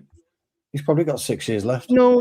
It's if you go by PSR and rules, I think they have to sell him for somewhere in between 65 to 80 millions to go even. Right. So the way you would do this, when you look at the monetization, Caicedo it's hostile takeover territory, right? Chelsea, do you want to go bust? You either sell into us for what we offer, or you go bust. We don't give a shit. We win either way. There's one thing you think in Chisbell. There's one thing that you're forgetting. If Caicedo comes on the market, there ain't be Man United coming calling. No, it's everyone. No, everyone will be coming calling. So I think he's probably up there. Well, I didn't say we were going to buy him. I say we were going to link with him. Easy. Yeah, they'll get 100 mil easy for Caicedo. But you have to take the big offers, Stu. Yeah, Chelsea last night. That situation, you have to take what's offered because and he's gone blonde. He's got blonde hair now. Fucking embarrassing. My Footy podcast saying Lewis Hall is him. Yeah, a lot of people want Lewis Hall. Also Mark. Guys, we have some breaking news coming in from Fabrizio. This is in. I saw people in the chat talking about it, saying exclusive. Tottenham has entered the race to sign Sandro Tonali. The Serbi wants Tonali as a new start for midfield. Ideal step for him. Tottenham Hotspur level. Spurs ready to face Manchester City and Arsenal in the race for Tonali for new ambitious project to prove their intentions. And there's two questions when it comes to this. Can Spurs, with no European football, compete for a play like Tonali? I think no European football is why he want to leave Newcastle in the first place. Second of all, do they have the money? Third of all, why aren't Man United mentioned as the clubs? It's just City and Arsenal. And do you think he will move to London and play for Spurs and the De Zerbi, his Italian manager project? I can see him playing for De Zerbi, but I don't see how he gets there.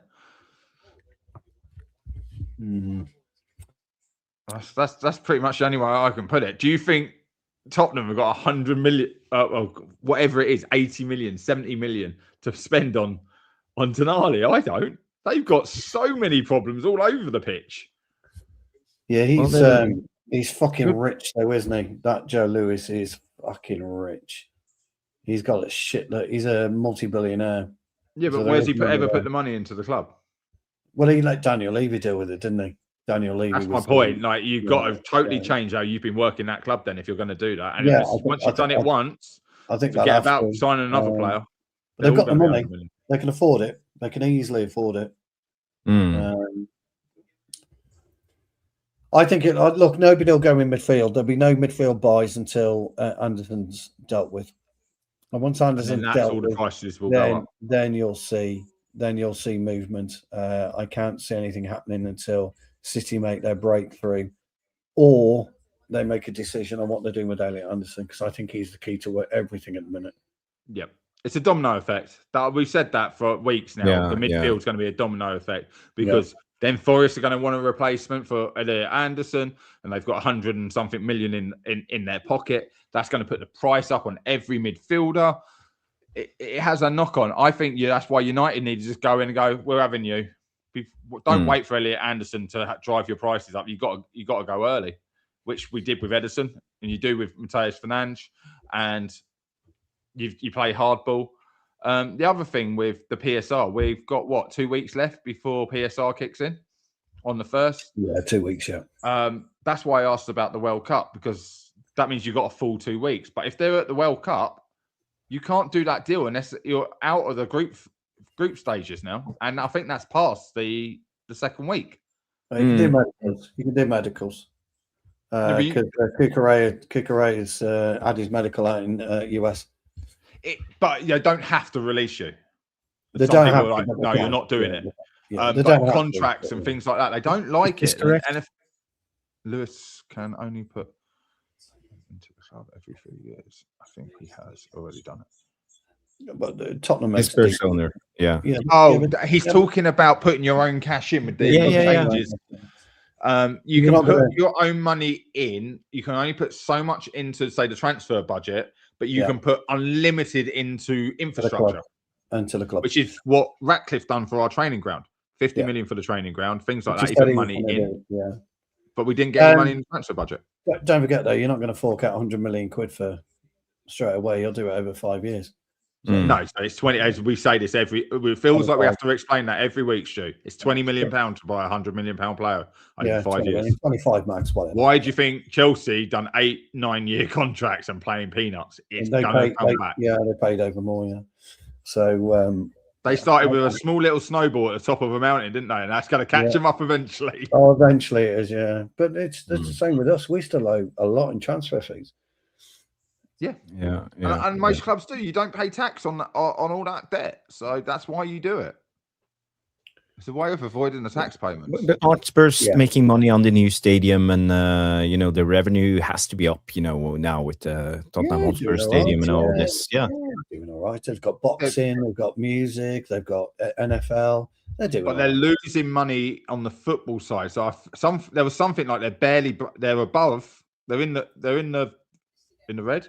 In the green, black, whatever it is, they're good, but they're not as great as they should be because the football team's losing money. Yeah, they're doing okay. Europe again for them. That's so right. They're doing okay. Well, they had Champions League this season, but next season there's nothing. So again, I think that's 100 mil. There's your Tonali money. There's your Tonali money. The money they got from the Champions League. That'll be okay. But I actually don't see a problem with their midfielders. I suppose they're. Polina, he'd be a replacement for Polina. Well, Polina's gone back. Yeah. But you got to look at it because this Serbi, he likes to play with the pivot, and Polina is the Caicedo type he had in Brighton, and Tonali will be the McAllister type he had in Brighton. So again, I can see Polina and Tonali working together in the pivot for Jarvis. You just made a really good point, though. You just used really good words, and I think it was unintentional. Polini's gone back to Bayern. Polini's gone back to Bayern because he was only on loan for the season. But Tonali is Italian. Yeah, he wasn't bought. He was on loan. Then Bayern. I think I read somewhere that he was staying at Spurs for one more year. Oh, he might be, but as far as I know, he's gone back to Bayern. Okay. As far as I know, he's gone back to Bayern, but I don't know if that's true. But can we just look at? We are a United channel, but we look at everything, right? De Zerbi, Italian. Tonali, Italian. Last week or the week before, he was linked to Baleba as a holding midfielder, all because of this Polina thing, which would go hand in hand, but you need to replace that player. They're both defensive or so-called eights in my eyes, defensive eights, not defensive midfielders. So you're looking to taste one. Basuma hasn't worked out. Oh, wait, Basuma was from Brighton, so he probably won't go anywhere. No, I think you'll see a resurgence of Basuma, actually. Yeah. Basuma is out of contract. I think he left the club now. Well, that might have didn't he? I think he's on the free. Basuma's got a court case down here in Brighton. So it might have something to do with that. Yeah, no problem. Tottenham will finish top 6, I think, next year. think they'll be all right, Tottenham. They're looking awfully good now. They are looking at Van Hecke. They're trying to sign him. They have Sinesi, Robertson. Yeah. Well, there you go. But Van Hecke, Brighton. So hang on. Look at the links with the club, with the manager. There's more than a tenuous link. Yeah, he won't get Baleba, I don't think, because if they do Van Hecke, I can't see Baleba going. But yeah, I'm sure Pellegrini might come back. But at the minute, he's gone back to Bayern. So I think he's probably up for grabs. But I think he'll, if any of you guys in the chat can fact check where's Pellegrini, because I think I read somewhere that he loved it in Spurs and Tottenham. A lot of good comments coming in, guys. I just want to move on the show, and there are some. We talked about links and players. There's an update on this one. I don't know how. It's from a Spanish outlet, so again, it's something we just need to mention because of the Lewis Hall and to Chelsea links. Major breaking: Manchester United are internally exploring a move to bring back Alvaro Carreras after Real Madrid completed the signing of Marc Cucurella. No formal approach has been made yet, but United want to understand Carreras' situation, with Cucurella expected to be the first choice left back. Carreras could look for a move in search of regular playing time. This comes from Touchline X. I don't know. It's a dodgy source, but again, Stu gave it to you guys for free yesterday when we talked about the. I was going to say, was he watching my show as well? Real Madrid. But again, just for fun, would you guys take Alvaro Fernandez Carreras back to the club? And goes to you two guys in the chat. No, I think we never should have sold them in the first place. That's just where I stand on this. Well, obviously, but yeah, I don't see it. I don't. It doesn't make sense. Why would Lewis Hall go back to Chelsea? Why would Carreras come back to us? It's easy journalism, lazy journalism. What would you have to pay? Cucurella. He's a young player. He was first team last year. He's going to get his fair share of game time. He's Carreras. He's got the big hair like Marcelo, so therefore he's an instant hit at Cucurella. I think Caceres will stay. I think Real Madrid have signed Dumfries as well, haven't they? Yep, he's only right back.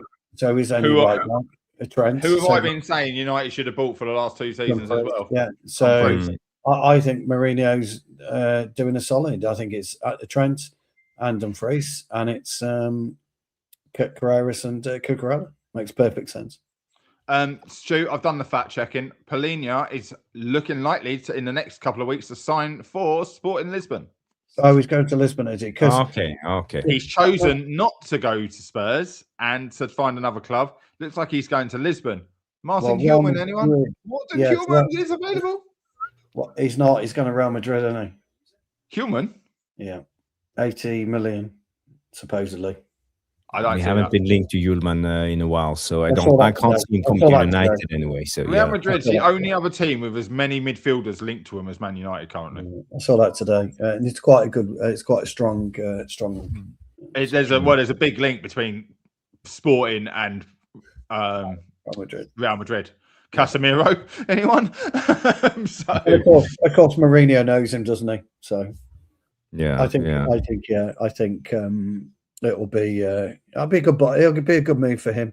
But Mourinho's doing what he should do, what any decent club should do: 2 solid right backs, 2 solid left backs, 4 solid midfielders, 4 solid centre halves.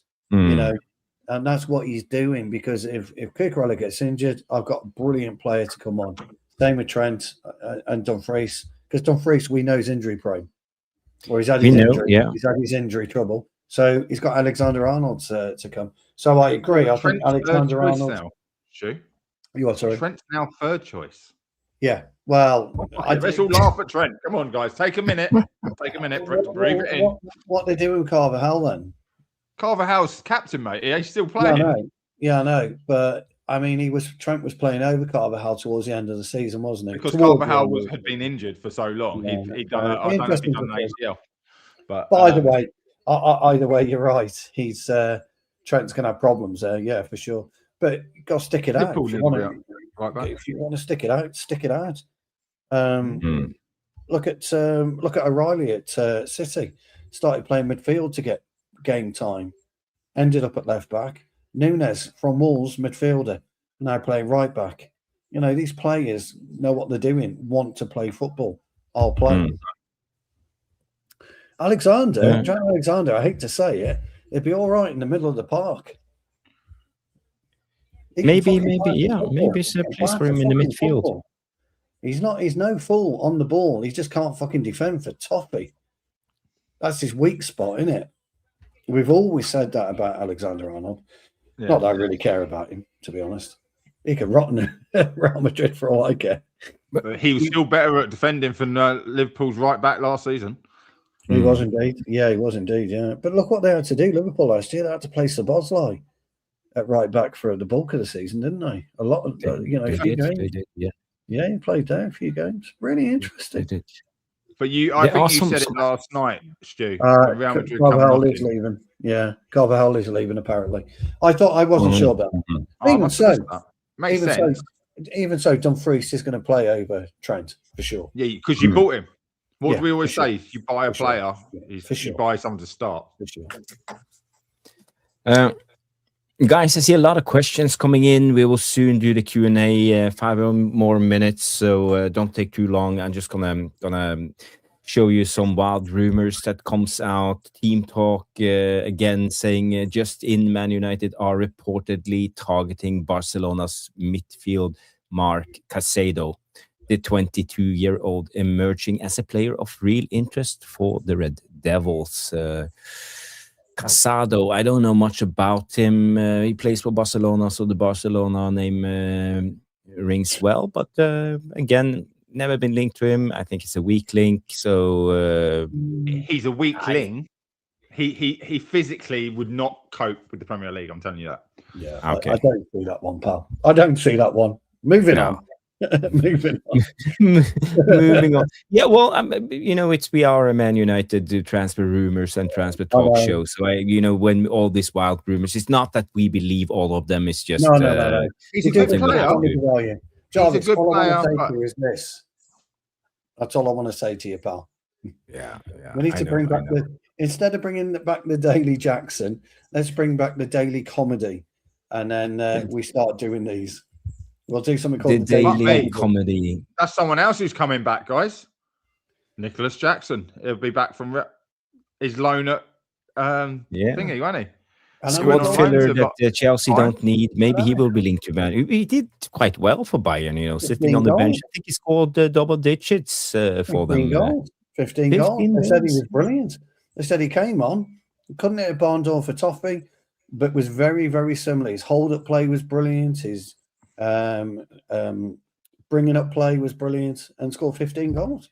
Maybe we should put it in front of the goalkeeper and let Kane have a shot to deflect it in the other corner, and that's how he got his goals. Maybe we should bring back this one, guys. You haven't seen it in a while.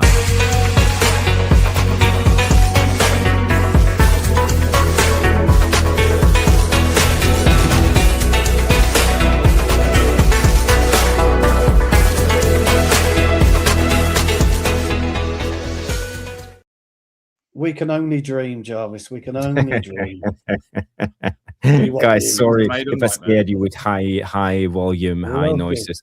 But this was a segment we used to do last summer transfer window, the Daily Jackson, and we found some updates on him every time we did a show. But talking about strikers, Fabrizio reported this. Sources close to the striker place down about Darwin Núñez return to Liverpool this summer, and we were linked to David Núñez the time he played for. Was it Sporting he played for? Sporting, wasn't he? Yeah. Or was it Benfica or Porto? I can't remember Benfica. But could Darwin Núñez possibly be a guy who we could bring in as the second striker? No, because he's not a striker. Because he played for Liverpool? He's not a striker. What do you mean? No, not for me. There's a reason he didn't score goals at Liverpool. He's not a striker. He played as a left, wide player and who cut in. They played him out of position. That's why he didn't score goals. He's not for me, that one, I'm afraid, my old mate. Fabrizio. Another striker, Dusan Vlahovic. Wage demands are not proving to be a stumbling block for the Premier League admirers. Team Talk can reveal Spurs, Chelsea, and Newcastle are maintaining an interest in the Serbian striker situation. So again, he's on 8 million a year. He's not. Well, according to he's on 400 grand a week, isn't he? At Juve, he's on a massive salary. Okay, I'm sure he's on a. Then you're talking about 20 million out there, Stu. You're sorry. You're given a high wages, but you lose 50% in tax, don't you? Yeah, I know. But he's on an absolute fortune. I'm sure he went for it. About 40 you're probably right, Stu. I'm just reading what's in the small print. It says 8 million in yearly. 8 million a year. That's that's nothing. No, that's nothing. No. I could be wrong, Jarvis. I thought he was on absolute packet. I did it. No, I think you're right, Stu. I think you are right. I've just checked it. He is on 22.2 million euros. That's 427,000 pounds per week in euros. So that's 350 a year, a month. 390, but that's 50% tax, but they lose instantly, not like us. There's no. That's right. I know they lose more. They do something weird. So he earns more over the year, but not per month. He earns more than 8 million a year anyway, doesn't he? Is what we were getting at basically. I knew he earned something about 400. 420. I knew it was a ridiculous deal at the time because he went from Fiorentina on a free, didn't he? He went on a free. So that's why his wages are so high, because there was none of that. So again, he's a free transfer now. So he'll want the same wages. He'll want the money. He'll want that money. Yeah, guaranteed. I like Vlahovic, by the way. I think he's a fantastic striker. I know you do, Stu. I know. Yeah, but I want to talk about one guy we all like after seeing Morocco play against who did they play against? Was it the Netherlands? No, Brazil. Yes, Brazil. Yeah, and Boade is one of the standout talents in the World Cup. The Moroccan midfield had an impressive debut versus Brazil. Lille tied him down until 2029, but Premier League clubs are now circling Boadi, and there's a big summer ahead. So this is the hype that we usually see from Fabrizio Romano, putting him out there to be like the big summer transfer saga. And then again, we have Graham Bailey, Team Talk, coming in and saying Arsenal and PSG are leading the race to sign Boadi, and they understand both clubs facing a major hurdle by Lille demanding the record-breaking fee of an excess of 60 million euros for the teenager. No, it's pounds for the teenage midfielder. But 60 million pounds, that's nothing. If you look at Matheus Fernandes. I think if PSG are in for him, Jarvis, although we did see the PSG links for Matheus, didn't we, late last night? Yeah. There were very strong links as well at PSG. But it's also worth noting that this co-chairman, not many people know about him, but he's a very, very wealthy man. Yeah. At West Ham, and they don't necessarily need the money. They don't need to sell because he's a very wealthy man, this guy. But I think this one, unfortunately, bless him, is going to run and run and run. And I really hope they shield him from it, because he had a fabulous game against Brazil, and I want to see him have a great tournament. So I hope they keep the press away from him, because at 19 years old, it could crumble. He really could. I think he's almost as good as Sander Berge, to be honest. Almost. Well, that's pushing it a bit, that is, pal. Almost. Yeah, that's even almost is pushing it. The big man's Mark, were you impressed by Boadi and his cameo against Brazil? Well, what type of midfielder is he? Can you explain? it's the World Cup. If you want to play your best football, you do it on the world stage, right? You do. There's many a player who have gone out. A certain Colombian scores an absolute wonder goal, James Rodriguez, and was absolute shit for Real Madrid and Everton. Yeah. And James Rodriguez. Romano's just put it there. The standout performer of the World Cup. He played one fucking match. Yeah, I know. It's just but he's the guy on everybody's lips, at the moment because he had a good game. I'll tell you he's what, not on my lips. He had a good game against a very poor Brazil team. Yeah, Mazzari was better. Mazzari had a much better Mazzari is why I tell you he needs to start week in, week out, because that's what you get. He was amazing against Brazil. It's good. But 60 million euros, maybe you want to do that. We've done it with Lenny Euro. Let's be honest, we did it. So Amrabat, he did. Amrabat is a great player, and we played him out of position and did not utilize him. So Amrabat was a great player.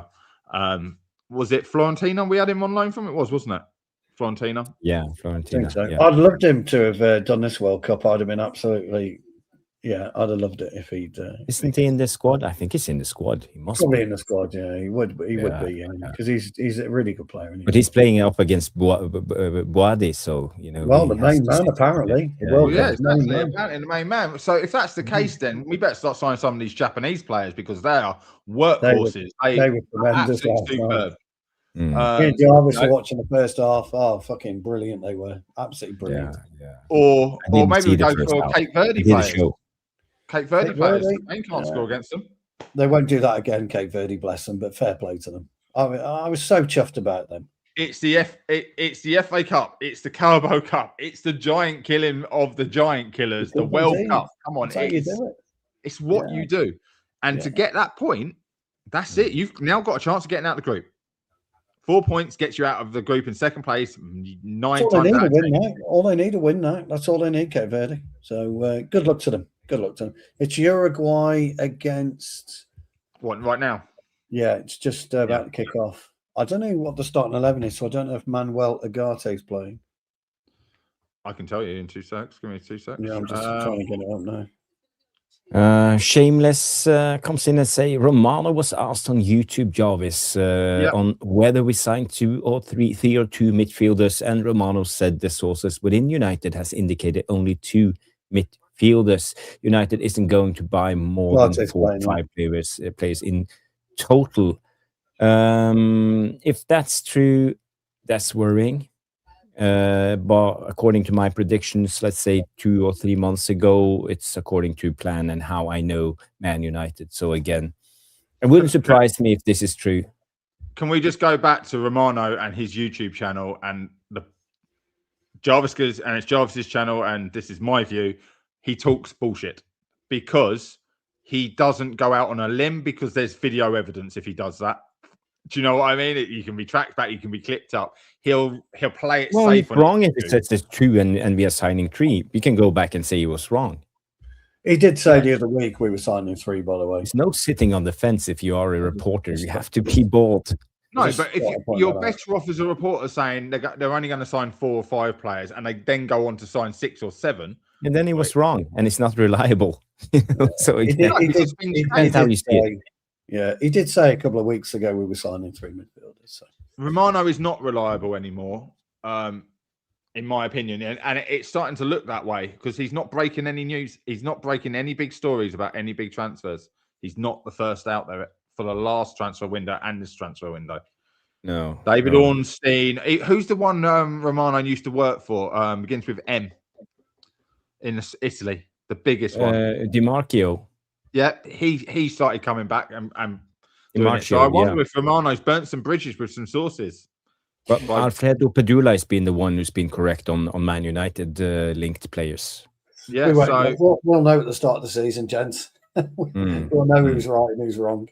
Yeah, exactly. So Ederson's done his medical. He's still not a United player. If he gets injured, if he gets injured in the World Cup, we don't sign him. I don't think he's going to play much. No, I'm just saying how that could happen. Like he goes out, he breaks his leg. Sorry, mate. Let's put it this way: they took off Casemiro and bought him Fabinho. So if I was Ederson, I'd be thinking, well, Why the fuck am I here? Yeah, and he's been given the right back number, hasn't he? He's been given the number 2 shirt or something like that. Yeah, I'm not going to be playing much, so which is good for us. I don't mind if he doesn't play. Which is why I believe, and we'll go back. This is why I believe he was allowed to do his medical, because he's a third choice. Yeah. Well, I don't care if he plays anyway or not. I'd rather. No, but you're not disrupting your team as a manager, Stu. I'm saying as a manager, no, you're not having my starting 11 bloody players. They're concentrating on what they're doing. You're not having my first choice subs. The other ones, yeah, if people want to sign them, go do your medicals, keep them fit. Yeah, he'll stay fit out there because he'll train every day or whenever, 2 hours a day or something. Yeah. Guys, talking about wild rumors, we've been linked now to the Barcelona midfielder Casado. We have been linked to who was it? Alvaro Fernandez, and another link that's on the wild side is this one, guys. Prepare. We just in Manchester United are making moves. The Red Devils have now opened the exploratory talks to sign Bradley Barcola from PSG. The French winger is said to be unhappy with his role during the latter stages of PSG's Champions League campaign. So, are we going to give this any thoughts? It's true, at all? Jarvis. From what I've heard as well, it is true, but it's not just United. I don't think that's wild at all. I think that's. I agree with Mark on this. I think there's a little bit of truth to that. Okay. I think Barcola has been quite vocal about him not being happy. He's another, he said they're all fucking, and I'm not happy, blah blah blah. So I'm going to fucking go to the press and start crying like a baby. Do we want? That's the French way of doing it, Stu. That's. No, I know. I did quite like Barcola. I really do. But come on, great. I don't know what his problem is. And this is a path of least resistance. You're not going to play ahead of Kvaratskhelia. You can't be bothered to try and get in front of Kvaratskhelia. So you're just going to start whinging and moaning. I don't like it. Like Ramos, who comes off the bench regularly, you don't hear him. Shuts his mouth. You're never going to usurp Kvaratskhelia unless he gets injured. But if he gets injured, take your chance. And when he came on, he was dangerous. In every game I saw him. No, I like Barcola. I have to say, I like him. But what I will say for United and why they might entertain it, Jarvis, is we'll go full circle in this show. Rashford. Well, we're looking at bringing in Barcola, mate. You ain't got a place in this team. You need to drop your wages and get out because you'll become fourth choice. Yeah, it's true. We're not going to. We ain't getting Rashford back. No. Really you see how it helps as a negotiation tool. Like we talk about this. If you're a smart businessman, you entertain. You don't have to pay up. I think it's if we had a chance at Barcola, I don't think we will anyway. I think Barcola would be too much money. Way too much. Rumour is Liverpool, isn't it? Rumour is that Liverpool will heavily go in for him as a replacement on the left-hand side where they're really weak, and he can play right-hand side as well. So it depends what they want to do. Good player. Yeah, I mean, Salah is leaving, and we all seen the links with what's the name of the Dutch guy who played yesterday? Liverpool Dutch Van Dijk. No, the winger. No. Oh, dear man. Gakpo is linked away from Liverpool at the current stage. I'm sorry. Now, why am I talking about dear Manda? He's watching in Ivory Coast. Yeah, what am I talking about? No, so the thing with that is I can see Barcola as a good player for Iraola. Fucking hell, Barcola, Iraola, Coca-Cola. I think he's a Semenyo kind of player. Spitting lyrics. I think Barcola's too much money because Liverpool have already forked out 60 million quid, haven't they? For what's his name? That defender, centre half. We spoke about him last night. Yeah. I can't remember what it's called. But they've already spent 60 on that. I don't think Liverpool can go big this summer. No, nor do I. But I do believe we have to. I've been saying this for weeks. So that 4-5 is definitely 6-7. We've got to. But I don't think Liverpool will go big. I think they might go in for Alex Scott, in which case you're not going in for Barcola.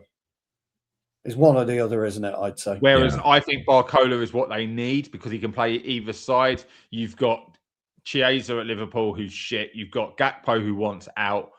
Obviously, everything that happened at Liverpool. They lost Diaz, they lost obviously Jota. So their front line is great through the middle, but there's nothing on the wings. No. The wrap-up Heaven agrees Barcola is not worth the money. So yeah, I don't know how you can say he's not worth the money because he doesn't get the game time. And look at the players. We can see why he doesn't get the game time. Desiree Doué, Kvaratskhelia, and Dembele interlinking. Who wants to play on the left? Who wants to play on the right? They're literally doing that. We don't know how much he's worth, though, do we? So we haven't. I haven't seen any links on the valuations. It's just a rumor that we put out there, guys. I don't have much. Let me see my list. Would you loan him, Barcola? Would you approach PSG with an option? Obviously, if that's a possibility, yes. We know we need a left winger. We have been linked to Rodgers so many times, and yeah. We got that was my question. Would you loan him? There you go. There's a question. I would loan him. Rúben Amorim, we have gone through that. The Amazon all or nothing deal, we have gone through that. Lewis Hall to Chelsea, Boadi. I haven't spoken about. I can just mention it. Natalia and Brown, the left back we have been linked to, is next for Bayern after signing Saibari, and a 55 million euro deal is expected now. So I think that's out the window for Nathaniel Brown, and also Edison's medical is done, but Mark mentioned that one, and I think that's all we have on this show. So now it's time to do a Q&A. So guys, if you have questions, get the questions in. We will do 15 minutes maybe, so 10 past. Although I've just seen a great comment, Barcola and Coke. Or is it a Barcola Breezer? Terrible. Bacardi and cola. Can you imagine all the chants we can do with Barcola? Oh, Barcola. That would be nice. Yeah, it would just rhyme. It would just rhyme with everything. Let's do the where get the old jingle going then. And where's the jingle? There's the jingle. Guys, get your questions in. It's time for Q&A.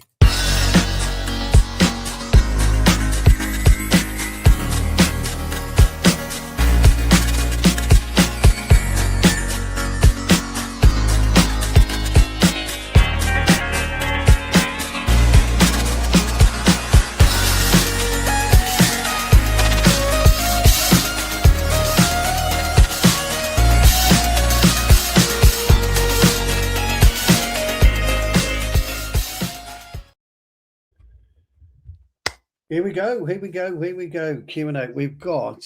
We're going to have to be lean, gentlemen. We are going to have to be lean, gentlemen, because we've got quite a lot of questions again. So we'll go with one each, maximum 30-second answers. And we will be quite strict because I want to get as many in as we can again. So first question to Jarvis. And it's from Bilal, and he says, "How effective are energy drinks to athletes and footballers?" Well, they are effective. It's caffeine and other supplements that makes you a little bit more awake, a little bit more eager. So again, 100%. I don't know the data on this. Maybe I think this is Mark's department. I think he knows more about this than me. But whenever I go golfing or whenever I'm going to do anything, I drink a cup of coffee or a Red Bull. And it helps. It helps, keeps you awake. Mark, excellent.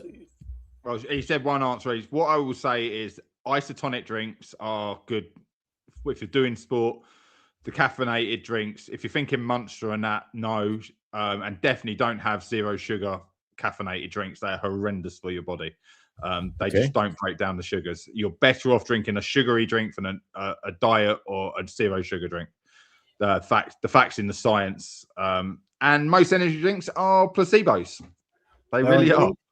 Yeah, the best energy drink on the planet would be a flat Coke. It's full of sugar. And so that's what you want to do. Honestly, flatten your Coke, open a Coke bottle, flatten it, put your top on. That's the best energy you can get. unbelievably. You try the cross country national team, the Norwegians in the Olympics, used to drink a mix of Coca-Cola and coffee every time. They will do. Yeah, it's you got the sugar and the extra caffeine. So yeah. Great question, Bilal.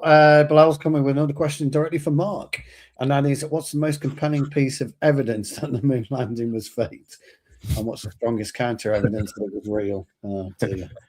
There you go. I would say the strongest evidence you can see is there's no wind in space, so therefore, how the hell is the flag moving? And the counter evidence, if you believe the first one I just said, there can't be any counter evidence. It just instantly makes it fake. But the main one was the rocket goes up. You see the rocket go up. It had to have gone somewhere because it didn't come back down until it did come back down. Yeah. So yeah. There's a lot of evidence that says it's fake. The fact that we have never been back to the moon in bloody that amount of time is probably the biggest evidence you could chuck out there for a skeptic. So we went last month. No, but to take that long, if you could get there in I was going to say, they went last month, didn't they? Yeah. Yeah. China up there. We're up there. Fucking, we're meant to have launched from Skegness or out that way, out ahead of these islands. Yeah, somewhere like that. Yeah. Great question, Bilal. Right, what else have we got? Let's see. Bilal's got a few more questions, but I want to go through. Mr. Wade has got a couple of questions. Okay. Trev says, what makes the perfect player for the Premier League? Who wants that? It's obviously Sander Berge. You know, you have to be 6 foot tall, athletic, calm, composed on the ball. You have to have good technique. You have to be a Norwegian and Norwegian. Yeah, that's one of the criteria. Look at Haaland, for example. So again, you know, it's goes without saying. So the mold of Sander Berge. That's why I think Boadi could do well in the Premier League. You know, he's very composed. He's good on the ball. A little bit better of a carrier, but again, you know, I think Sander Berge can do it in a better team. Yeah, determination. My answer to that. Yeah, my answer is balls and intelligence. That's my determination. Answer. Win at all costs is mine. Too right. Right, Mark. Question for you from Trev, and he says, "What do football scouts actually look for first in a player before anything else?" Depends on the age. That's a really hard question to answer. It's unanswerable, that question. Yeah, it is different on the scouts. Okay, let's say academy level, 16 to 18. Then they're not looking. They've already been scouted and they're on a scholarship. You're talking from the ages of 9 to 12. So you're telling me they're not looking and scouting for players that's 16 to 18 throughout the leagues? Not for really development in the UK anymore. Not for development, no.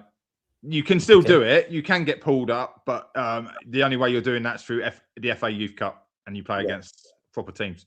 Okay. The main things they look for in football now is scanning. But do you know what the biggest thing is? What the hell the parents are doing on the sidelines. They don't want your parents anywhere near the club if they can't keep their mouth shut. Yeah. And unfortunately, size. They look for size. Oh, you're talking about the test. Yes, they measure your forearm and your height. It's terrible. Depicts your thing. Yeah. It's the biggest. It's a bit like the NHS BMI. If you're English and you know about BMI and the NHS, it's bullshit.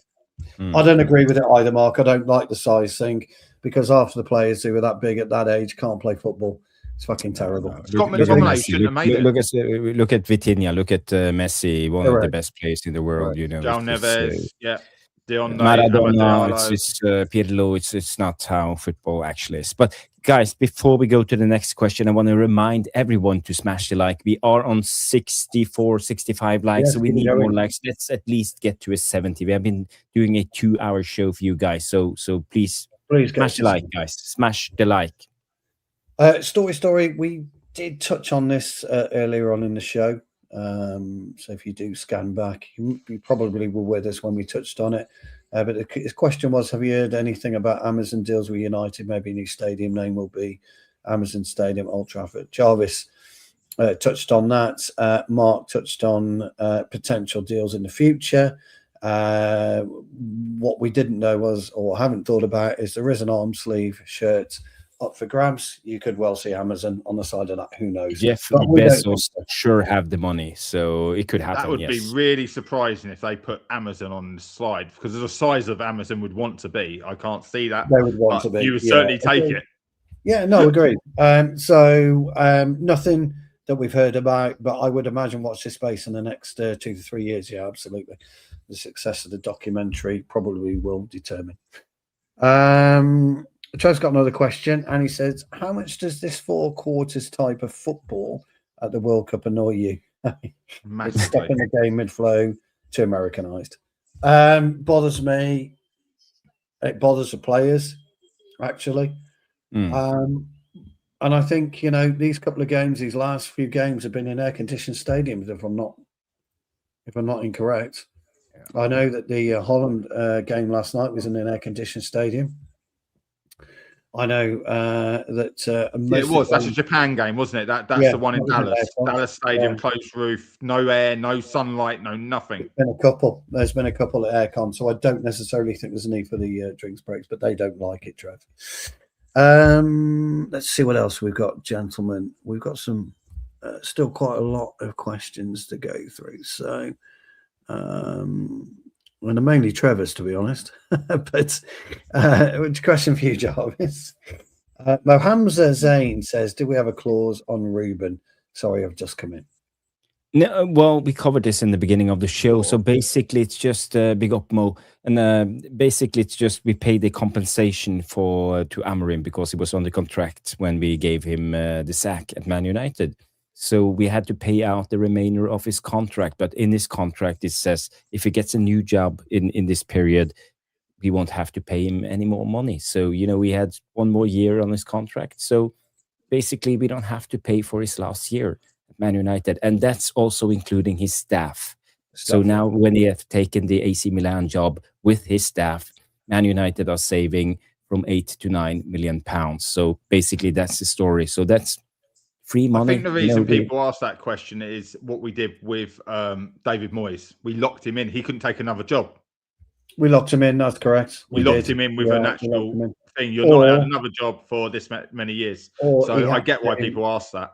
Yeah, or it was no money, wasn't it? You either you forfeit all your money if you take it. You forfeited the lot, didn't you? If you took a job, it was terrible. Yeah. Hope that answers your question, Mo. Thank you for asking it. Johnny K's coming. Very simple.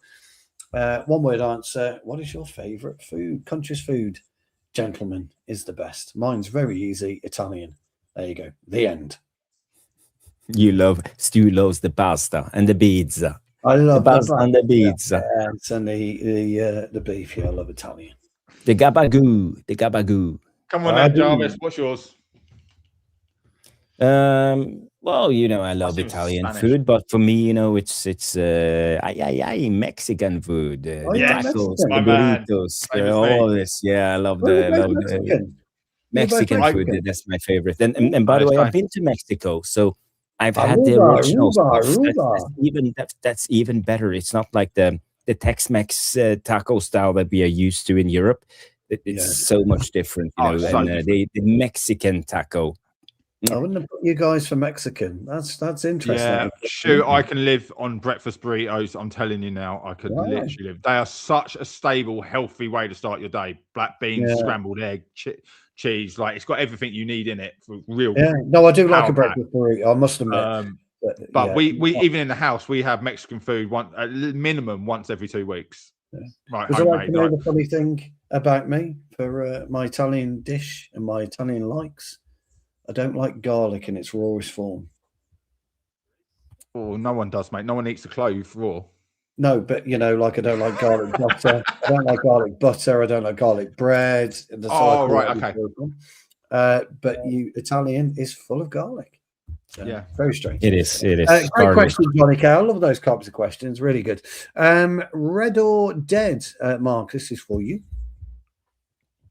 Do you think that the World Cup will have a significant effect on our players when they come back? It has been shown before that teams with players who play over the summer suffer. Good question. Absolutely. This is the biggest and longest World Cup ever. The Premier League has not pushed its start date back to help anyone because they can't, because everything has a knock-on effect. So, yeah, no, absolutely. These players are going, say we make the final. I'm just going to say any one of our players makes the final. That finishes in third week of July, is it now, Stu? Yeah, third week in July. Third week of July. They then go on a 2-week break. So you're into the first, you come back to the club at the second week of August. When's the our league players start? on this? Yeah, well, third week. Third week. So they get 1 week of pre-season training. They're not fit. All those players that aren't there, how the hell it's going to be such a shit start to the Premier League. We have the majority of players at the World Cup. Just imagine if you have to. I know there's not many qualifying rounds anymore, but if you had to qualify to get into Europe as well, that's mid-July. Well, you two are old enough to remember the double qualification round in the World Cup. Yeah. Do you remember the one year they done it where you done group of 4, group of 3? Yeah. With the 78, Brazil. 82. Yeah, it was in the 80s ones, wasn't it? Yeah. No, 78 and 82. And I'm just talking games there. I'm not talking about severe dehydration, sunburn, and the exposure to the temperatures that they're going to go through. Yeah. Great question, Red or Dead 69. Thank you for that.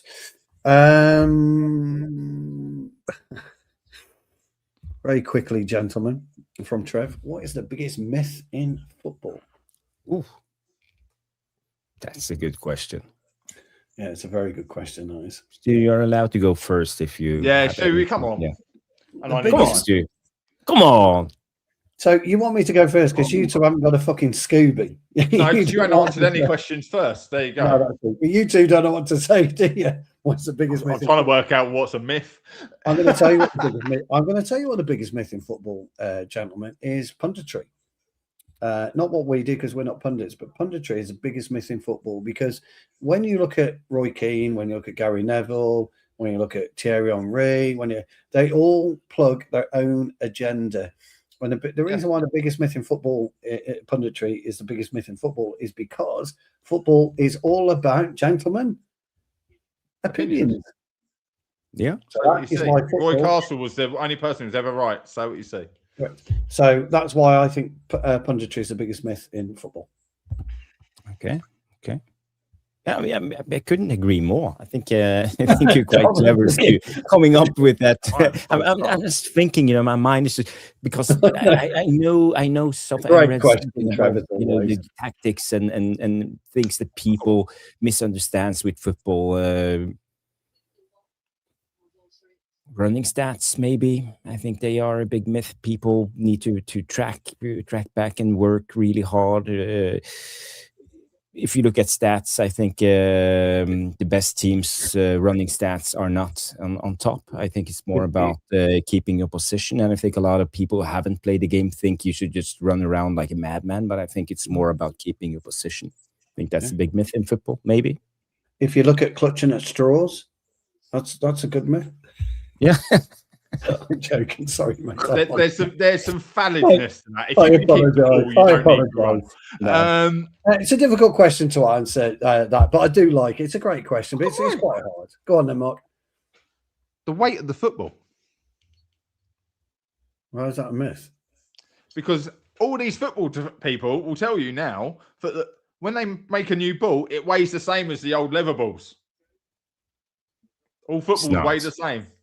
I can go. I'm on that. I'm with you on that. It's an absolute myth. Put that ball in a puddle for, I don't know, 90 minutes and wait at the end compared to the World Cup ball right now. Yes. You're picking up a 10-kilo weight compared to a feather. You are, because I remember having very hard headaches when the Ultimax, when I fucking headed those fuckers. Yeah, but they're saying it's the same as a stitch ball, the old leather, the Bobby Charlton. Yeah, well, that is definitely a myth. Then I'll go with that. That's a myth. That's a good one. Trev, leather used to absorb, plastic doesn't. Yes. What else have we got? Oh God. Which one of you two wants that one? The answer is 21. What's the question? Could be anything relating to this number. Oh. While you're thinking of that, gents, while you're thinking of that, I'll just show you the sketches peg. Did you see my comment? Don't lift them. Yeah, have you got the Harry Kane red, white, and blue? No, I didn't know what the Harry Kane ones were. Okay, my nephew plays in sketches. He says they're so bloody comfy. I've never tried. Have a look at the studs again. Oh, they're indoor 5G. Okay. Well, 5G studs. Nice. I've never worn sketches before in my life. They've got a real wide over the toe, as you would expect. They're quite wide. Gentlemen, would you like to know why I bought them? Because you're getting old and you've got flat feet? No. Slip on? That pair of football boots is worth 140 quid. Yeah. And I picked them up for 30 quid off of Pro Direct Someone's been to retail outlet place. No, Pro Direct Soccer online in their sale. And there was one size 8 left. So I thought, you could have gone for the pink David Beckhams they've got on there at the moment. Yeah, no. The elite tongues are going for less than £100. I know, they're terrible, aren't they? Anyway, the answer is 21. What is the question? Mark? The reason Man United are doing the Amazon Prime documentary is because 21 title is coming. Okay. 21 is coming. Yeah. I don't know, 21. But what's the winning number in blackjack? 21. I don't know. Blackjack. And obviously back in the casino from the weekend. Yes. Well, I'm not a gambler. I can't do that. No, it's not. Wesley Snipes says always bet on black. Yeah, that's true. Always. I love that. Yeah, 10.5. Double that, 21. So there you go. Yeah, I don't know why I said that. If you've got a sensible answer out one of us. United. It could be. Thomas Jarvis is going to pronounce his surname. Svedianos. Svedianos. Yeah.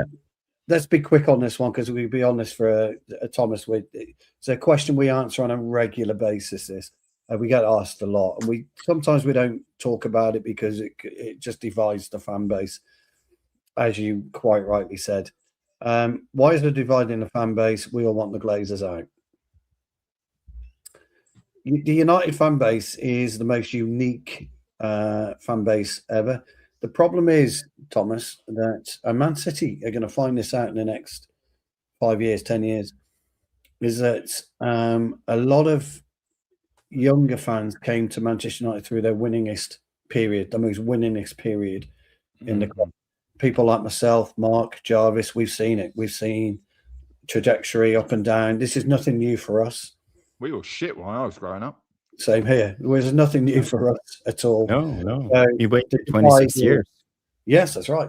Divide is, in my opinion, Thomas, that a lot of fans can't get to grips and can't understand and can't cope with what's happening. It's worth mentioning, Mark, you know the answer to this. We've only had how many title-winning managers? 3. That's it. We've only had 3 in our entire history. I mean, I held up 3. I meant to hold up. Yeah, you held up 3. Yeah, we've only had 3. I was thinking now, did I hold up 2 or 3? And one of those was, not long after our inception as Manchester United. So, and they both had long careers. Both had long careers, and the difference was there's always been 20 odd years between winning the leagues. There's always been roughly around 20 odd years. Could be worse. We could be Spurs. It could be worse. We could be Spurs. Yeah. City won't ever see that again. City will never see the likes of this again. No. I would say the reason that the fan base is so divided, it wasn't when I was a kid. And it wasn't just because when the Glazers first came in, it still wasn't. Social media is what divides our fan base. The more people you have, the more divided you become. So that's simple math. Unfortunately for social media, now, as of tonight or whenever it kicks in the UK, Jarvis. Oh, yeah, you've seen that. If you're 16, you're fucked.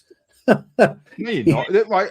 I'm just going to cover this quickly. Jarvis is going to be fine because Scandinavian countries are really good when it comes we to banned under 16s using social media. Yeah, I read it, and I think that's a good thing. I think that's a really good. If you're 16 as well, Mark, you can only go on social media at certain times or something. It's quite critical. Do you know what my stepdaughter said when we told her today? She went, "Oh, what's that going to stop me watching YouTube on the TV then?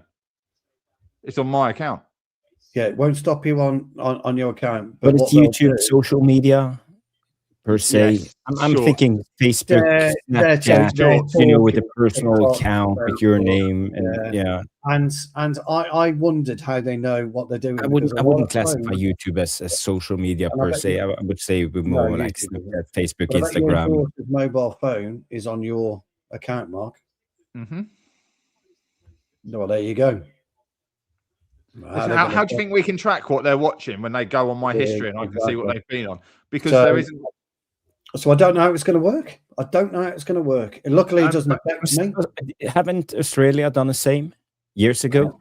Apparently so. No, beginning of 25, and it's rolled through from there. Roblox then brought in as a computer game, which now you have to actually have facial recognition. PlayStation have brought that out now as well, so I'm guessing Microsoft will be well behind the times because they're American. But it's coming in everywhere. I get it. I've got young kids. I've seen. I don't anymore. But it's hard, isn't it? We work in a world, Stu more than anyone in media, let alone social media. For everything that is stopped, someone's already worked out how to get away around it. Yeah. No, I've seen people taking photos of other people in magazines, and it works for facial recognition. It'll be interesting to see. But again, I think it's a good thing. I'm really happy that things like this are actually happening now. I think it's we have to, as grown-ups, to protect the kids, and also I think we as adults actually should be limited in a way when it comes to social media, because I think a lot of us spend too much time on the phone and TV. We got to start living in the real world. I think that's so important. Although sitting here on a YouTube channel talking to you guys, but I don't think it's good for our mental health. I think we all should go out sometimes and get a bit of fresh air and some sun in our face and play golf or football or do anything. I think it's good. Definitely. Right. Yeah. We'll do one more question each, and then we will wrap it up. Okay. Let's see what we've got. This is, by the way, Stu producing the show at the moment. So I'm just looking at the time. It's 1:30. So I'm just looking. He's at not. the time. He can hear the missus shouting at him. That's what it is. I don't know what you're talking about, gents. Right. Stu kept the other house just so he can go online. Can I? If you don't have a question, I have a question. Who's the greatest drummer in all time? Oh, that's easy. Yeah, okay. John Bonham. Next. There's no debate. Led Zeppelin. John Bonham. There's zero debate.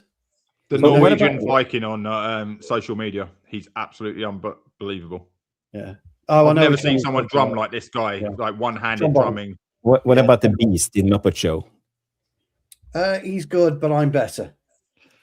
I'm better than the Beast. What about Ringo Starr? Very good, but John Bonham. Stuart Copeland will run him a close second. There's a drummer, I believe. I don't know what his name is. Dragon Force is the band, and he's the fastest drummer in the world. Yeah, it's like it's unplayable. The music. He's the only person who can drum it. Yeah. And have you seen those online ones where they challenge people to listen and drum? Drumeo. Yeah. I like Drumeo because I gave that to someone, and it's just like, how do you do it? Yeah, Phil Collins. That's a good one. John Bonham. Phil Collins, I might say, is the most talented drummer. You ask any professional drummer, they will tell you without unequivocally John Bonham. But again, when it comes to drummers, Ringo Starr, he was never the most technical drummer. He wasn't like very talented, but he had his own style. He was laid back, always a little bit late, on his beats. And John and Paul, they always like adapted to his drumming, and that made it a special sound. and he always had this middle part, you know. Do you know why John Bonham was arguably the best? Because he was also rhythm. He was very rhythmic. Danny Carey at all is very, very good. Modern drummer today, Danny Carey is one of the very, very best.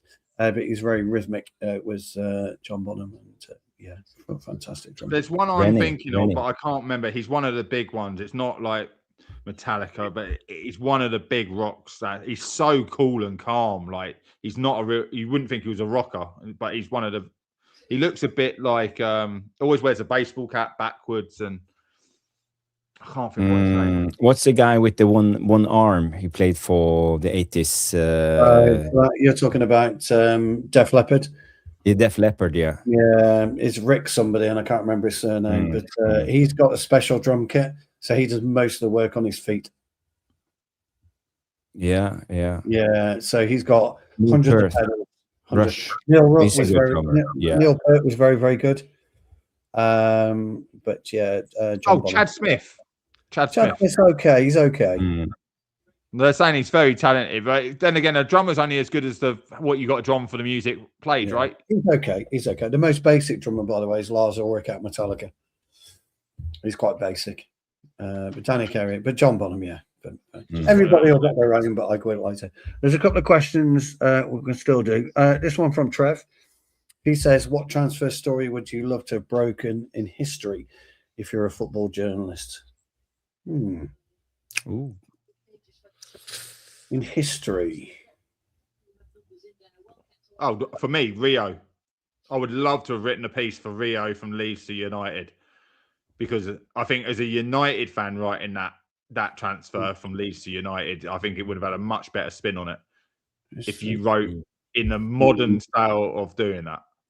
I would go with R9 PSV to Manchester United.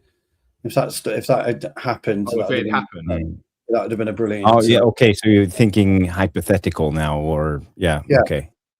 Yeah, it just says here if you're a football journalist, what's the transfer? Even the Inter to Real Madrid was one hell of a story to break.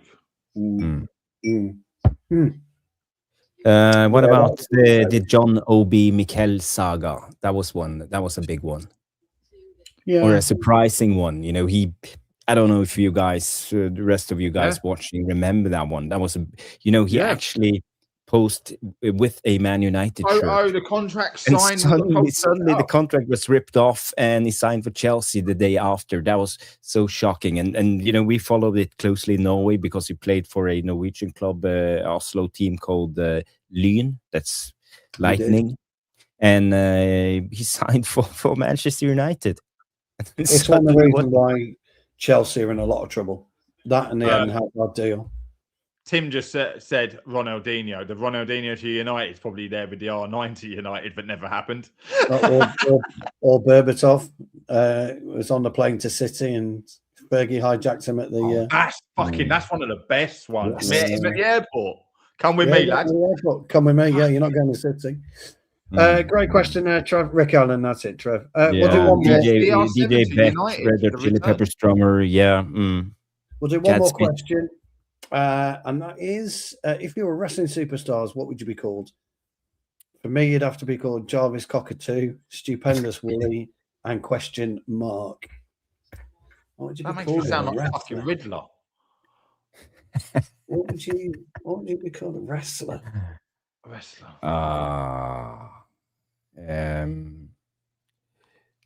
Macho Man Randy Jarvis. No. I'd have to be called Whirlwind Wooly. Stu Hogan. No. Because I would come in like a fucking whirlwind and fucking suck you up and squeeze the fucking life out of you. So I'd have to be called Whirlwind Wooly. Do you remember the British Bulldogs? I do indeed. Yeah.